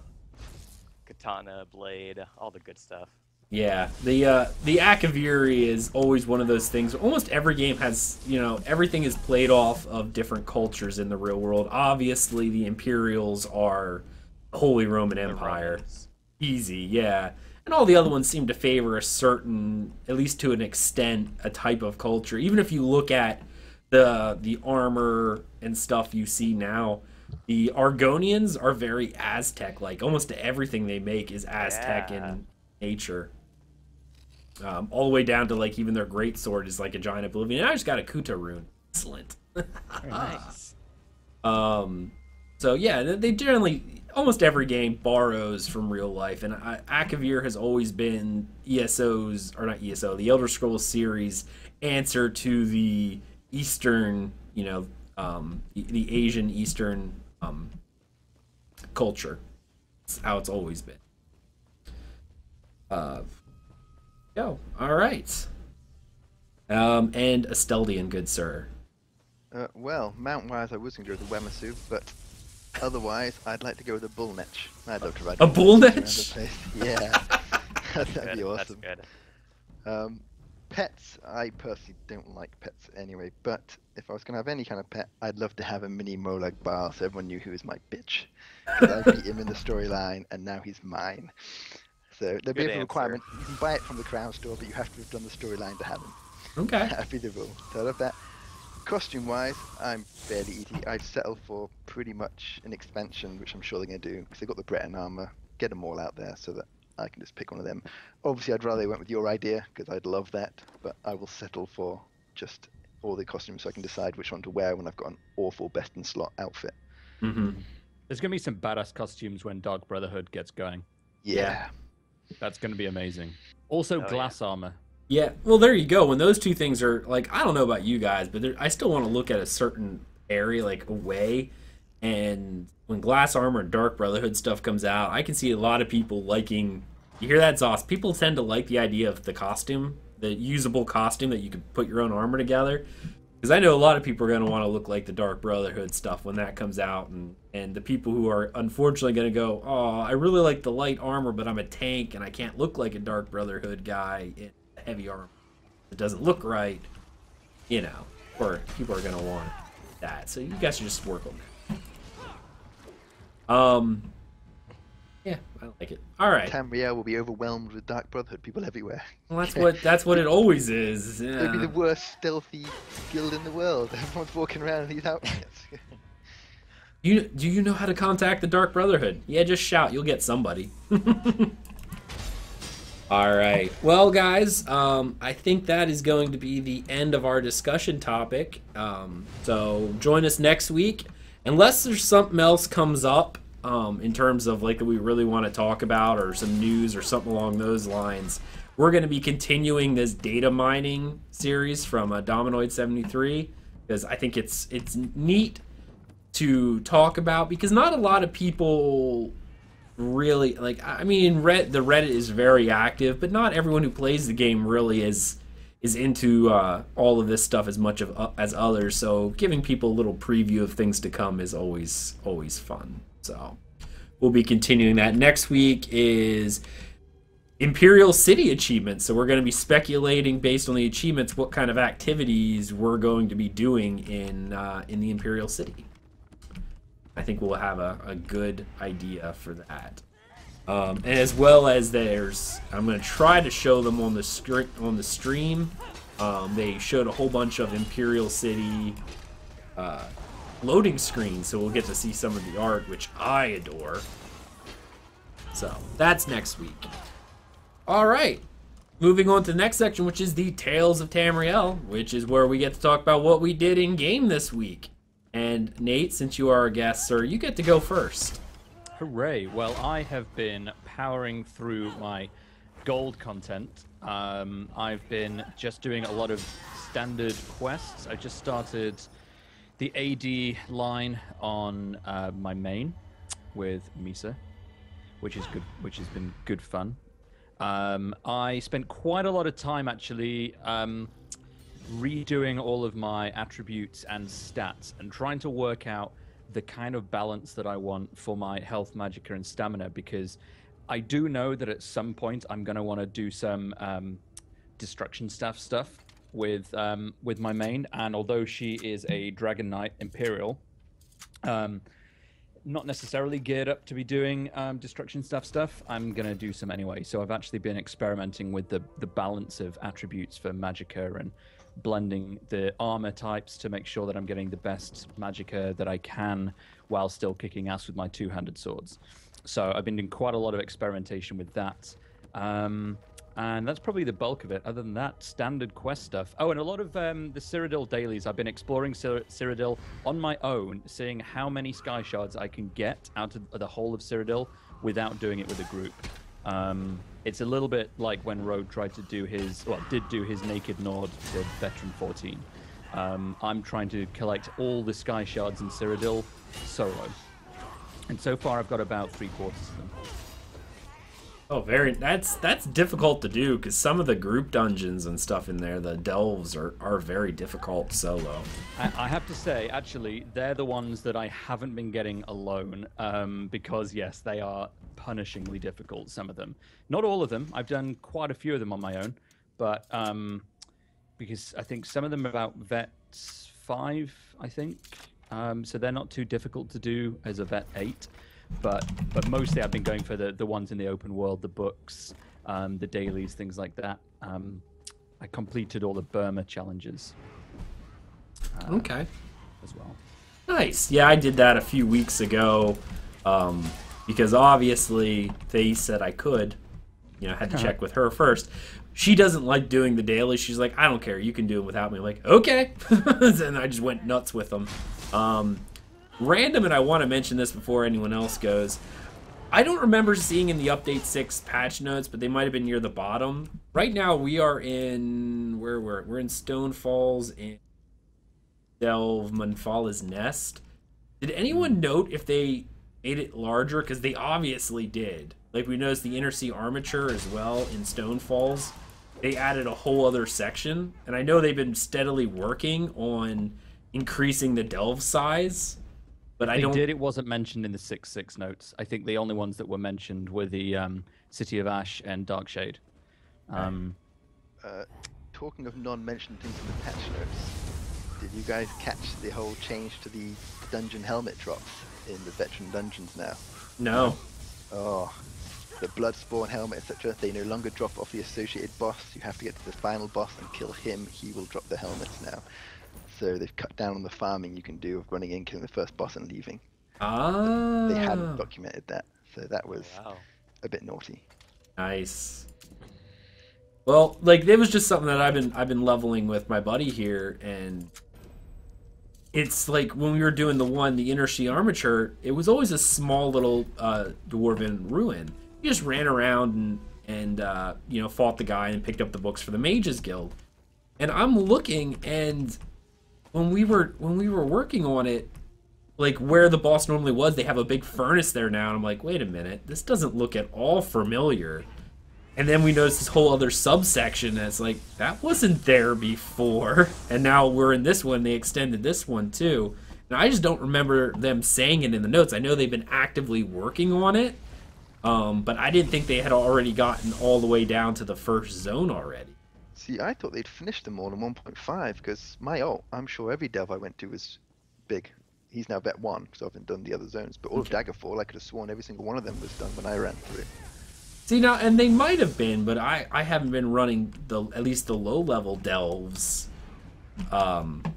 since then, and I didn't know if they did it in 1.5. I'm going to have to look and double-check, but they've definitely increased at least the quote-unquote starting zone, the first zone, with delves, because the first 2 islands don't have delves anyway. I may be wrong, but I'm sure the first zones they actually did out of order, because they're working from the high end backwards, and I could have sworn on one of the patch notes near the notes they did a load of the end zone or whatever for your faction, and they said we'd also done a number of the ones in your first faction as well. I might be wrong, but I could have sworn that was a while back, so it snuck in, so it wasn't in the order you'd expect, because they're working from the end backwards, and they kind of jumped. Okay, that might explain a little bit on this, because I'm sitting here looking at these first zones. I'm like, I didn't know they had gotten this far along yet, you know what I mean? So, okay. Alright, cool. Asteldian, good sir, what have you done? Well, I've had a few new guildies, so I've been showing them the ropes and some of the pledges, and taking them out with our team so they can get an experience of what it's like running those, and so they can actually get an idea of how to do it well, rather than have to pug it and go through that torturous experience and risk getting kicked out because you're a DPS. You never know. Hey. That happens.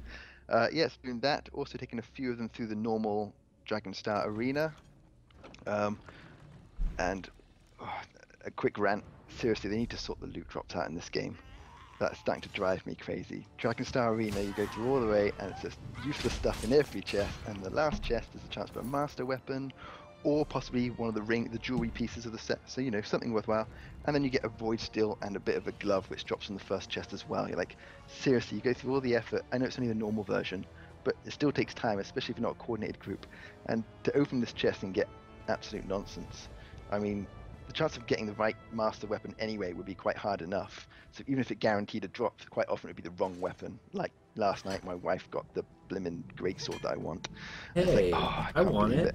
Yeah, and of course it's bound, so there's no way of trading within the group that did it either, which is quite irritating, because in Rift they used to have a thing where even though things were bound, if you accidentally picked up the item, you could trade within the next 10 minutes or whatever within your group. And I'd quite like something like that in there, or just that, or just at least make the loot better. I would agree with that section. Zosh should really add when you're in a dungeon, until you leave the dungeon, it's not bound. So you could trade loot back and forth in dungeons and trials, etc., etc. Exactly, because you work as a team, you go through all this. It's like, oh, I got that item we've ran this place 10 times for. We'll just have to keep going until you get it, because I don't need this. I mean, we had a friend who had walked away with 5 Bloodspawn helmets before the actual guy who was running the dungeon to farm it actually got one. I got one in my first try. Yeah. Shut up. Yeah, it causes frustration unnecessarily, you know, because as I say, you get friends together to do this content and do it again and again and again, because you're going to try and do it until your friend gets the item. And then when someone else gets it 5, you can't do anything but deconstruct it. It's a really frustrating experience. Right. But yeah, aside from that, that was fun, because the whole reason we went in there anyway was just to teach these guys the Dragonstar Arena and have some fun there. We did another night in PvP. There was 8 of us this time running around, so 8 guildies going around, and I'd like to say we single-handedly brought the Emperorship back to us, but there may have been other players involved somewhere. But that was a lot of fun. We run around getting ourselves killed, because we're not pro PvPers, we're just there for a laugh anyway, so we're on the mumble and getting ourselves killed and charging around. So that's always awesome. Other than that, I got my, as I say, I got my alt, who is now Vet 2, and he's entered the dreaded AD zones now, so that's going to be a painful experience. But on the bright side, he gets quite a lot of champ points for handing in quests, so at least I'll get some champ points from that. Okay. That's it. What's his main allegiance? All my guys are Daggerfall.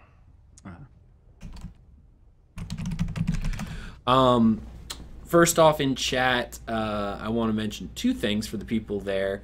First off, Mr. Wacko, thank you, Mr. Wacko. They said they expended all the delves in the first zone so they look better for new players experiencing them for the first time.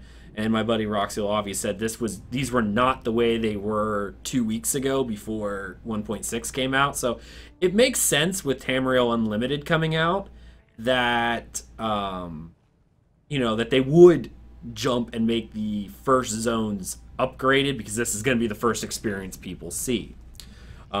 Secondly, formerly the man. Oh, I'm sorry. Must have got married then. Are looted weapons better, or should I start leveling crafted? I just started playing. That is I would say crafted items are always better than dropped, other than high-end dungeon stuff.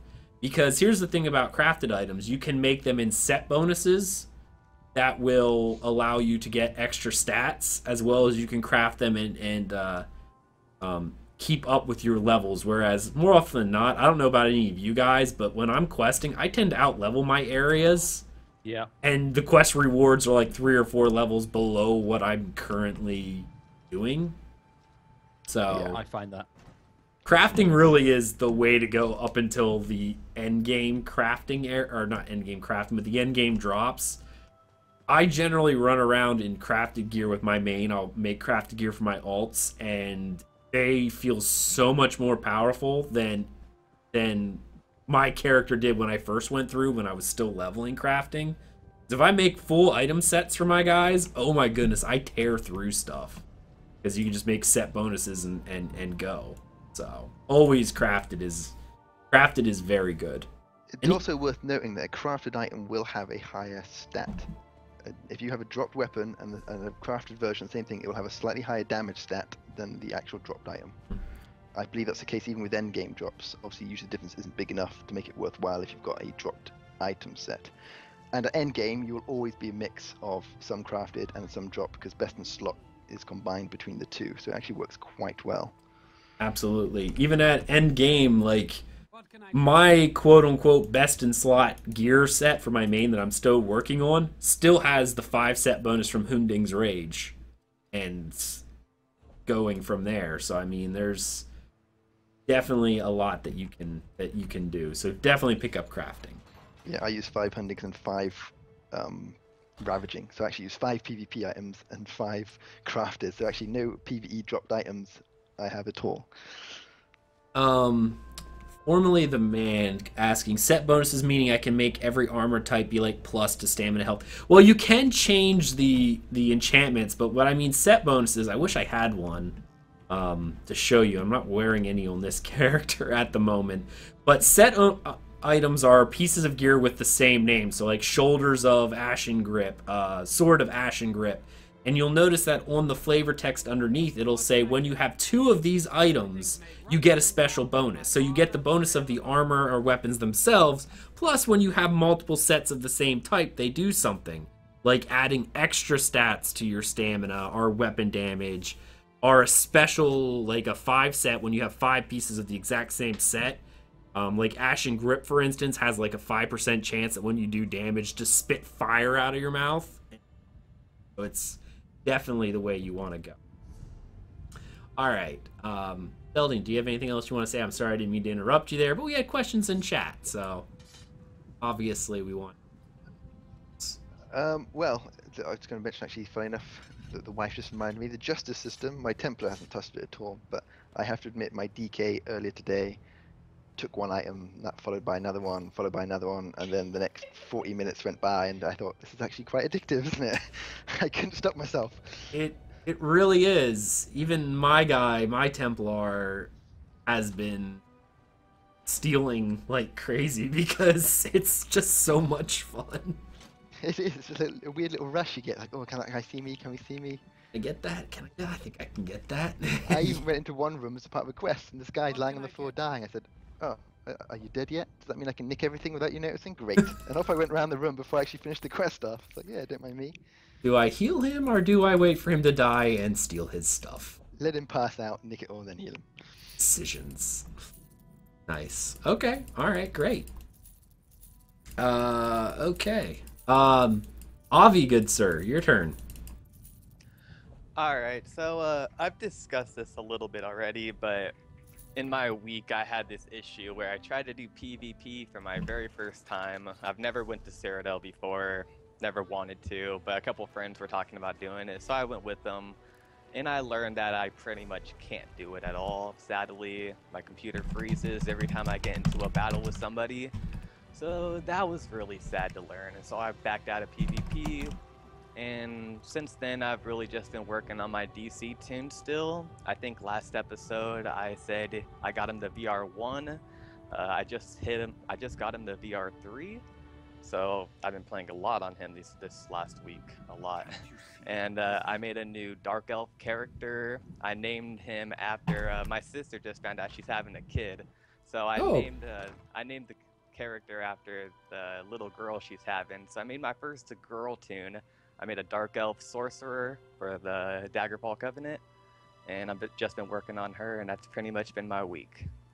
Excellent, excellent. Well, congratulations to your sister, because I know how that is. I'm excited because Thais and I are having a little boy as well, so our first child's coming up. So that's always exciting. Yeah, most of my tunes are named after my nephews and nieces, so... Oh, that's awesome. Yeah. Well, better than mine. I named mine. I made a Khajiit and named it after my real life cat. So. My Khajiit's name is Avi the cat. So. Avi the cat. Nice. Yeah. We have some more questions in chat. So this is awesome. Maybe you guys can help with this one. Any tips for leveling between VR9 and VR14? Now, I know when I did this, Spellscar was the way, but they nerfed that to the ground and back. Yeah, sadly. I'm not really sure anymore what would be the best way to level from VR9 to VR14 since they nerfed so many of the grinding experience places. Does anyone else have a tip for Zolthan in chat? Would you care to make a deposit? Not really. That was the go-to grind, and obviously there's nerf spells, the spell area, or no, not spells, the northern area, the pinnacle, Sky Reach, so that's gone as well. Pretty much doing the quests, and that's pretty much going to go to that. Then do Craglorn, and if you run the daily pleasures and stuff, you'll be surprised how all combined it usually gets you pretty close to VR14. Okay. I have a suggestion. Excellent. So this is where I've done it. If you can go to Bankarai, which I think is in the DC zone. It is. Yeah. And there is a place called Evermore, which is one of the big cities there. Just outside it, sort of to the northeast, there's an area called North Marsh or North Glen. And there are a giant number of large mobs of zombies and just dudes with swords. And I found that I could charge up my ultimate. So, I mean, I was doing it as a Dragon Knight, and I had my Standard of Might, which would do crazy damage to anyone in the circle. I would run around, round them all up, drop some armor, and by the time that they'd all died, my ultimate was back up to ready to drop again, and then repeat as needed. That's harder now since they've changed the ultimate gain in 1.6, but you can still pretty much do it. I would also use Carve or Cleave, I forget which one it is, Carve I think, on my two-handed to build up extra ultimate. But that's a really good area to just generally grind if you want to in PvE. Since you mentioned that, actually, yeah, you have reminded me. I understand if you're, say, a Daggerfall guy, basically the last zone in your gold. So I think for the Rift is the place Daggerfall guys. I don't know exactly where it is, but it's the same principle. There's somewhere where there's quite a high density of mobs, and you get pretty good experience farming around there. I know some people have been doing that, but I don't know where that is because I'm already max level. Right. I'm loving this chat today so far. We got quite a few members, so thank you to everyone who's here in chat and chatting with us. G4MB1TXX. Okay, I love your name, buddy. Was that Gambix, I guess? Was asking about population within the game as of right now, and I'll put it this way. This is one of the best ways I've put it. Aldmari Dominion obviously has the highest population. It does. But the Aldmari population, and I mean no offense again, I always have to say this because I tend to wrinkle someone's feathers because that's the way I am. The AD population has the highest number of players, but also the highest number of casual players. They just do. Because a lot of people flooded to AD to follow some of the bigger guilds and stuff like that. So you're going to find a lot of casual players.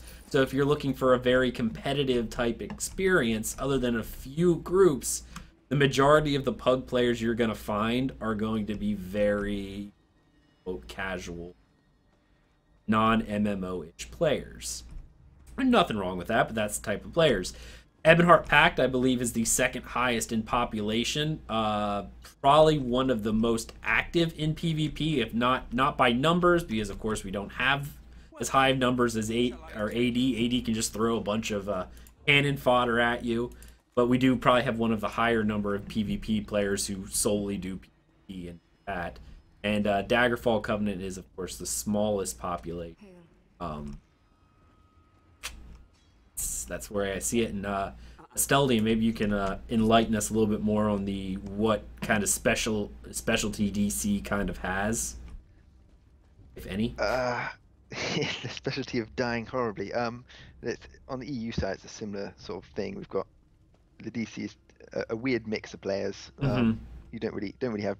There's a few hardcore PvP guilds out there, but for the most part, it seems a bit light. I know EP on the EU servers tends to be known for the hardcore raiders, and they do seem to do rather well on the PvP side. AD is probably the main PvP side of things because they're always coming over and pooping on our parade, that's for sure.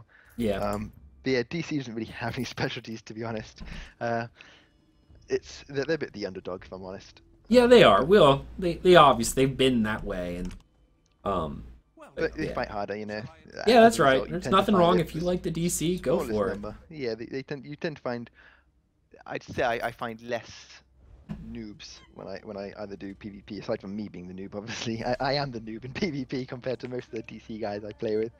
And then on PvE, as I say, there's a lot of casual guilds. Not many PvE endgame raiders.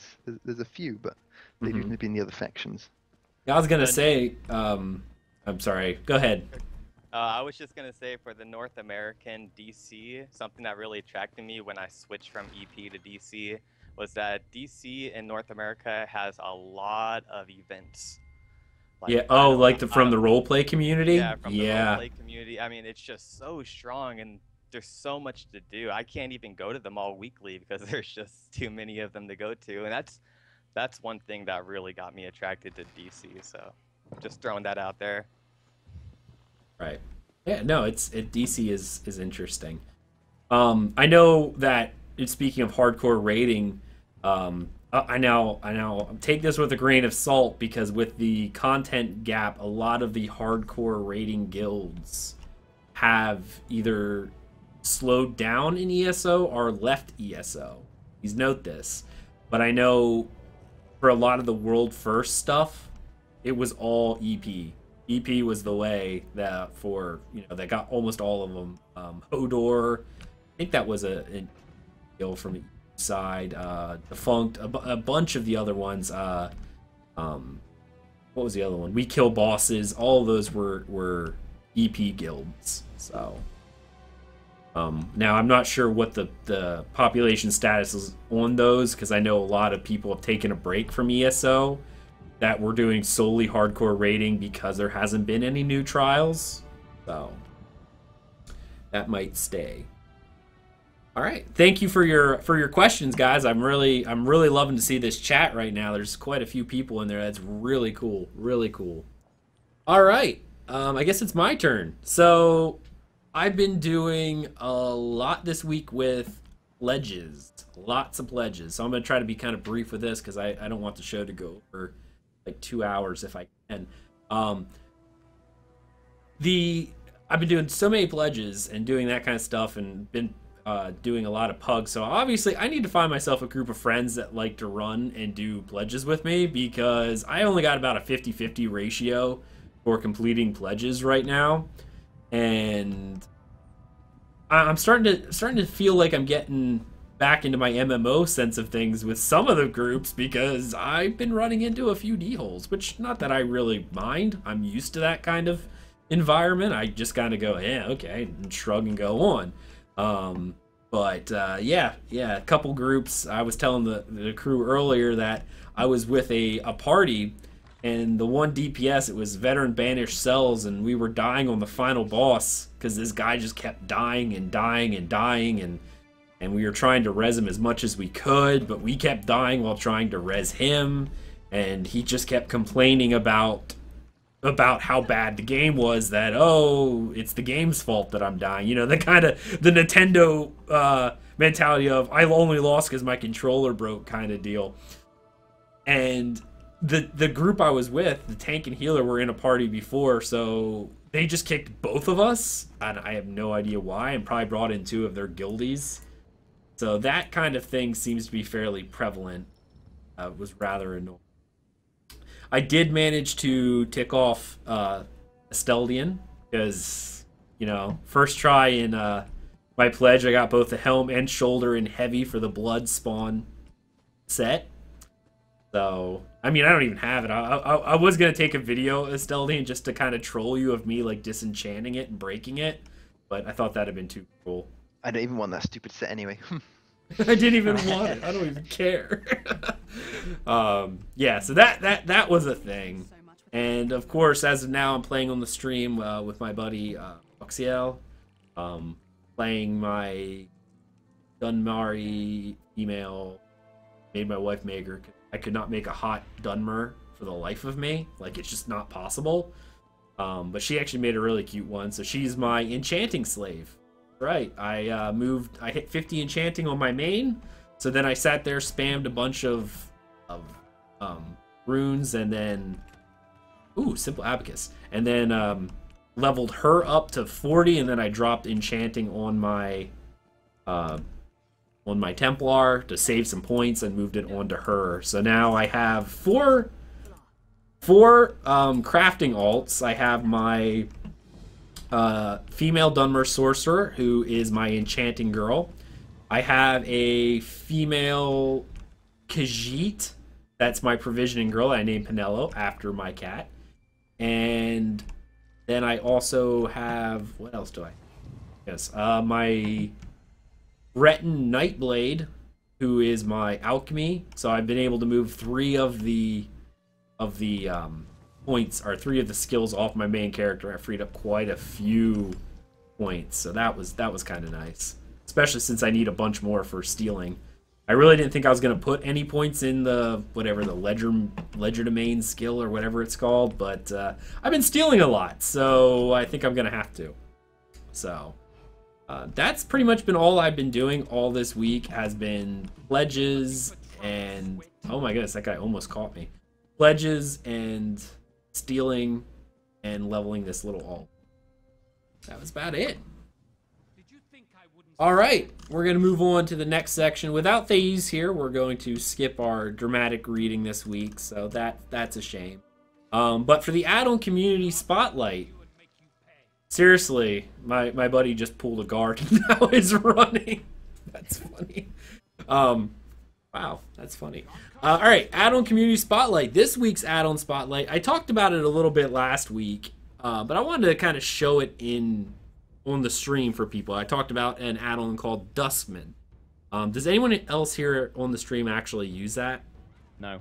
No? I don't actually, no. Okay, now this is going to be great. You guys are going to like this. Do you guys get rid of like your greens and your whites and stuff? Do you just like vendor sell them? I do indeed, or I deconstruct. Okay, well, this is something you can do if you do not deconstruct. I'm going to pull it up here on the screen right now for the people watching the live stream or watching this on YouTube later. I'm going to show you Dustman. Now, what Dustman allows you to do is it allows you to set item, like certain rules in your backpack to automatically mark things as junk, such as weapons and apparel. You can mark them on so that at any time an item comes in that's an armor or weapon that you can equip, if it matches a certain quality, which I'll turn this on here. So right now I'm marked equipable items as on, meaning that anytime I get an armor or weapon, it will check to go, okay, only if quality is less or equal to fine quality, it will automatically mark it as junk. And then you can go through here and add some other stuff, like exclude items that have a researchable trait. So if you have an item that you're like, oh, I need precise on a sword, if a sword goes in there, it won't mark it as junk, it will leave it in your bags. You can exclude things like intricate items for crafting. You can exclude set items. You can exclude items that have rare styles on them. You can even go down further to exclude things like style materials, like all those adamantite, etc., etc., etc. Now, the one thing that I really like about this is exclude only if an item has a full stack in your bank. So if you have a full stack of, I don't know, Daedric Hearts or any of the normal ones, I tend to keep the Daedric Hearts and stuff going because they're kind of hard to get. But like Flint for Argonian and stuff like that, it goes, okay, if it notices you have a full stack in your bank already, it will mark it as junk. If not, it keeps it in your bag. And it does the same thing for armor and weapon traits. You can set things for provisioning, whether or not you want to mark provisioning ingredients as junk if you don't care, or you can exclude certain, like if you pick up recipes and you know you already have them, like I have a lot of fine recipes, so you can exclude those as well, going, anytime I pick up a green recipe, just mark it as junk. I'll get the 9 gold and be done with it. And there you go. And you can set all of that stuff in here so it automatically sets as junk. And when you go to a vendor, it pops up a thing going, do you want to sell your junk? And there you go. No automatically right-clicking and doing set as junk. It does. You can set everything automatically in this add-on. It is really, really neat and very useful. Roxiel in chat, who are not in chat and in the stream right now, when we were grinding Spellscar to get me to VR14, we were getting so many whites and green items that I was just sitting there marking everything as junk. He's like, you know, you should really pick this add-on up and you could set all that so you never have to touch it. It's very, very helpful if that's what you plan on doing, just trashing and selling whites and greens and things like that. Anyway, automatically marks it for you. Very, very cool add-on. I recommend picking it up. Sounds good. All right. Now, Guild Corner time. Asteldian, good sir. Yes. Anyone who's on the Daggerfall faction on the EU servers, it doesn't matter what level you are, although quite a few of us are veteran levels nowadays. But if you're interested in looking for a guild, you know, you want to fancy running dungeons and not worry about getting kicked out or just meeting people you really don't want to be playing with, then we could be the place for you. We're fairly relaxed. We run the dungeons, run Dragonstar Arena. We'll eventually plan on doing some trials, probably a couple of times a week. But again, it's all optional. You don't feel like you have to do it. We're not going to make it a second job to you. So yeah, if you're out there looking for a home, we could be the perfect place. It's all pretty relaxed atmosphere. We like to have a laugh. We do a bit of PvP sometimes as well. So you can look us up. Well, you can either contact me in game at Asteldian, or you can go to our website. The easiest way to find the website is probably to go to Dungeon Crawler Network and the About Us, and you'll see it there under my little section. So come on over, don't be shy, give us a go. If you don't like us, you can leave. There you go. I did not ask before the chat or before the thing started, but I probably should have. Not Asteldian. Nate or Avi. I know Avi. I saw something on Twitter for you earlier. Do you want to mention anything? Sure. Well, I've just started my own guild. Actually, it doesn't have a name. It's not created. It's very new still. But I'm working with a couple guys from another guild that we were talking about leaving together and making our own. So more info on that. Hopefully next week I'll give you guys some more information on that. Okay. I didn't mean to throw you on the spot, but I saw your Twitter and I was like, to mention that. No, I'm actually glad you did, because I told a couple the guys that I'm working with that I was gonna bring it up, and I was sitting here thinking, oh man, I forgot to mention it. They're gonna hate me for this later on. I know they will. So I appreciate that. So I just saved your butt. All right, nice. You literally did. Nice. Okay. Nate, good sir. Did you? I don't know if you are part of anything or if you wanted to mention anything. I thought I'd ask. I'm part of a guild called Aelith, which is an EP guild, and we do quite a lot of events. There's a pretty strong calendar. Pretty casual guild, quite highly populated. I don't have anything particularly to mention because I wasn't planning on doing, but if you are looking for an EP guild and want to join with me, then Aelith is where you should go, ALITH. And that's EU server, I should point out. Yeah, I didn't mean to throw you on the spot. I normally ask this before the show, but we started kind of a little minute late, and yeah, I had to do my audio test and just get rolling, so normally I'm a little more professional than this. So, maybe. It's not. I could probably point out that I also do the ESO RP podcast pretty regularly, which is a show for people who like the role-playing side of Elder Scrolls in particular. A lot of lore-heavy discussion. So I do that most weeks with Moriel and Knight's Night. We've had a couple of new hosts join recently who I haven't actually spoken to yet.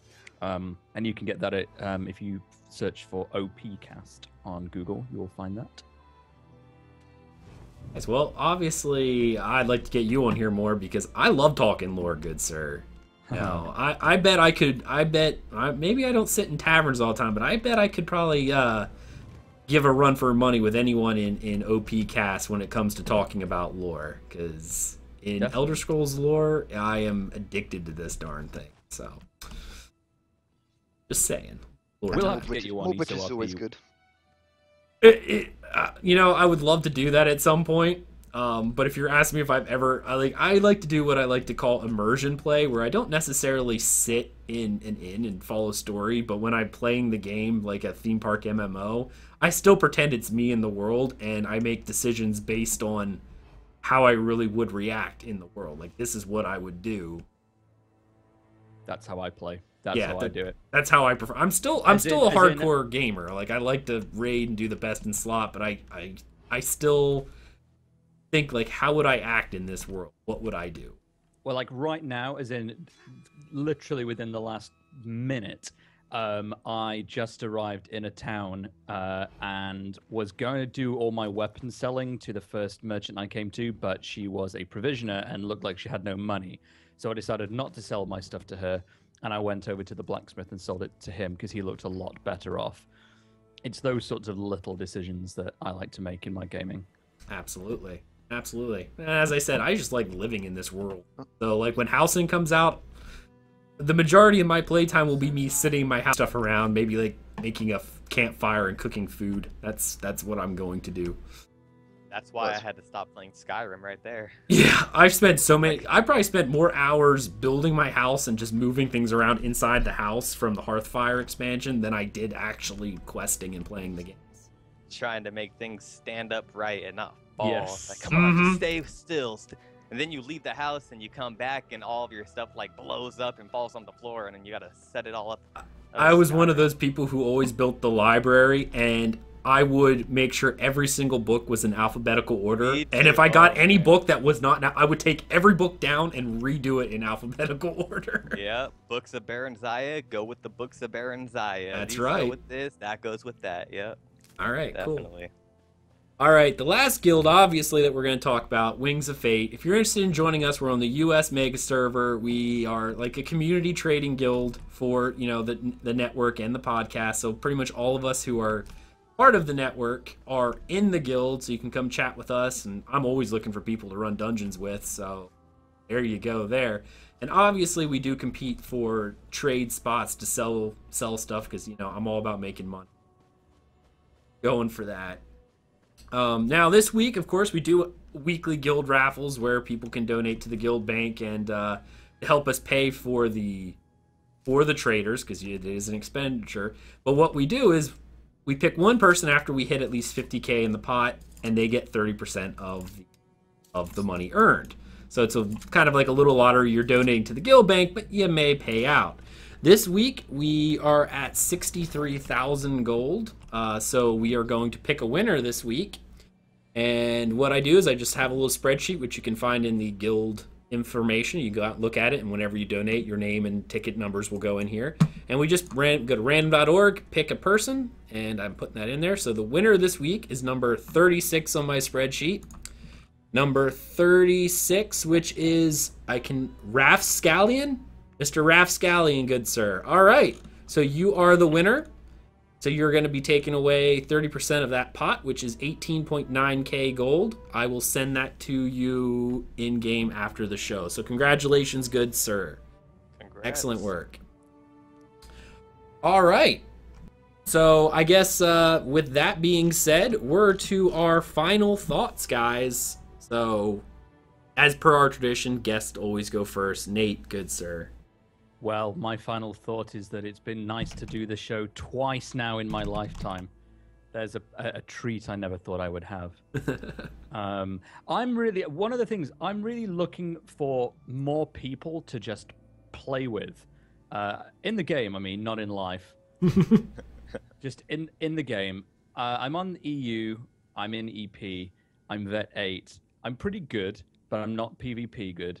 And I just kind of feel that I spend too much of my time kind of on my own doing dungeons. I mean, guildies are great, but it's not the same as having sort of, you know, a mate who you play with. And I don't have that many sort of IRL friends who play the game. So anyone who likes the show and is listening and wants to do something on EU, EP, then please get in touch. I am Lanxon101 on in the game. That's my handle. I was going to say, and as always, make sure you shout out your other stuff you do. Oh, well, yeah. I mean, I don't imagine that what I do as a day job as running editorial for Europe for Bloomberg is particularly of interest to many people on here. But I do a technology podcast that's quite popular, and we just did a very big special, hands-on special with the Apple Watch for anyone who is interested in technology. It's a half-hour special at natelanxon.com, or the show is called Text Message, TECHS Message. And that special has been doing really well. It's currently being featured on the UK iTunes Store homepage, so it's been getting some really good downloads and feedback. So if you want to know what it's like wearing that $8,000 solid gold Apple Watch and what that thing means, then do give it a listen, because it's done quite a lot on that. Absolutely. I've subscribed to it myself. It is a wonderful podcast. I would say most gamers generally, I mean, there's enough people that technology, that's sort of like what they're into anyway. So there's a good chance people would like to listen. So it's definitely worth it if you're into that kind of stuff. I listen to it. I'm sub to it. It's a good. Awesome. Thanks, dude. No problem. Now, Nate, we've already talked about this. We're getting you back on the show anyway, because you have something that you were supposed to do special for us with the East. Yeah. So that will be coming up shortly, maybe, if we can get you back on. So. Oh, yes. I will be back. I'll be back like, I was going to say like chicken pox, but actually you don't get that back. You don't get that. It's one of the few things you can't. Like a cold. I'll be back like a cold. Excellent. Excellent, yeah. Yeah, so special when Nate comes back, hopefully. Something that we were talking about and we're excited about. I know Thais is, like, giddy about that, so it's kind of nice that you weren't able to get it done this week, because unfortunately, as you noticed, she's not here today. It's she went to Philly where her mother is. Obviously, she's pregnant. She doesn't get to see her mom that often, so she was going to see her, and she was planning on coming back today, but unfortunately did not make it back. Her plans changed, so she would have been disappointed otherwise. So we'll hold that for. Yeah. So. All right. I'm trying to think, who am I missing here? Asteldian, good sir. It's your turn. It's been a very fun show. It's nice having yet another guest on. Always brings another view into the show, which makes it fun. Hopefully one day there will be cross-faction dungeoning, and then maybe Nate can come along and we can do a dungeon somewhere. That would be so fun. Yeah, it'd be awesome. Maybe they'll do cross-region so that I can play with all the... I have more EU friends than I do NA friends, and I can't play with you guys. That would be awesome too. Yeah. But you can download the EU server. Yes, this is very true, but my main. And And you can convert to a Daggerfall faction guy, you know, just in case you're interested. But my main. that was more for Nate, the EPer. That's true. All right. But yeah, no, it's a fun show. Always look forward to the Sunday podcast, and I'm glad we were quite an active chat room today as well. And I wasn't in game, so I could actually see it this time. So that was awesome. I tried paying attention, but oh my goodness, it's hard. We had a wonderful impossible. chat room today. Wonderful chat room today. Probably one of the highest I think we've had in quite a while. So it's excellent. Last time Nate was on, wasn't there 100 people in here or something? I thought. Yeah, remember it's rightly? Nate. He's the popular one, not us. Nice. Avi, good sir. Final thoughts. Oh man, another great episode. Thank you again for having me. Nate, thank you for coming on. You're awesome. The other episode you were on of Tales of Tamriel is probably one of my favorites. So, yeah. Wow, high praise. Yeah. I really loved your guys' reading of the Lusty Argonian Maid. So, thank you again for coming on, and see you guys next week. Excellent. All right. Obviously, I guess it's my turn. You can follow everything we do here, obviously, at talesoftamriel.com, our Dungeon Crawl Net. Dungeon Crawl Net does everything, not just ESO-related things, but Tales of Tamriel is solely ESO. You can follow me at Aggelos_WOF. You get to see pictures of my cat, and when I drive around for work that make it look like Falkreath, I take pictures like that. Final thoughts, always. Thank you so much, chat room. You guys were awesome tonight, like absolutely fantastic. I love having interaction, and I promise you I will get better at interacting with you guys. This is only like the second time I've hosted the podcast and streamed gameplay at the exact same time, so I will get better, I promise. Obviously, I believe later on after the show, I think within an hour or 50 minutes, I believe Krabby, a streamer for Dungeon Crawler Network, will be streaming ESO gameplay, I believe. So if you're interested at 6 o'clock Eastern time, or roughly an hour from now, maybe hang out with him in chat. That'll be fun. That'd be awesome. Obviously, we record every Sunday, 3 p.m. Eastern time. And we do like to get guests on. So if you are part of the ESO community and doing something, and maybe you want to hang out with us, maybe just send me a message. We can chat. I love talking with all the people of ESO. And of course, anyone who's been on here as a guest, hint, hint, Nate, hint, hint, you can come back anytime you would like. So, yeah, that's about it, guys. So thank you so much for watching, and we hope you enjoyed. Everyone have a great night. Thanks, guys. Cheers all.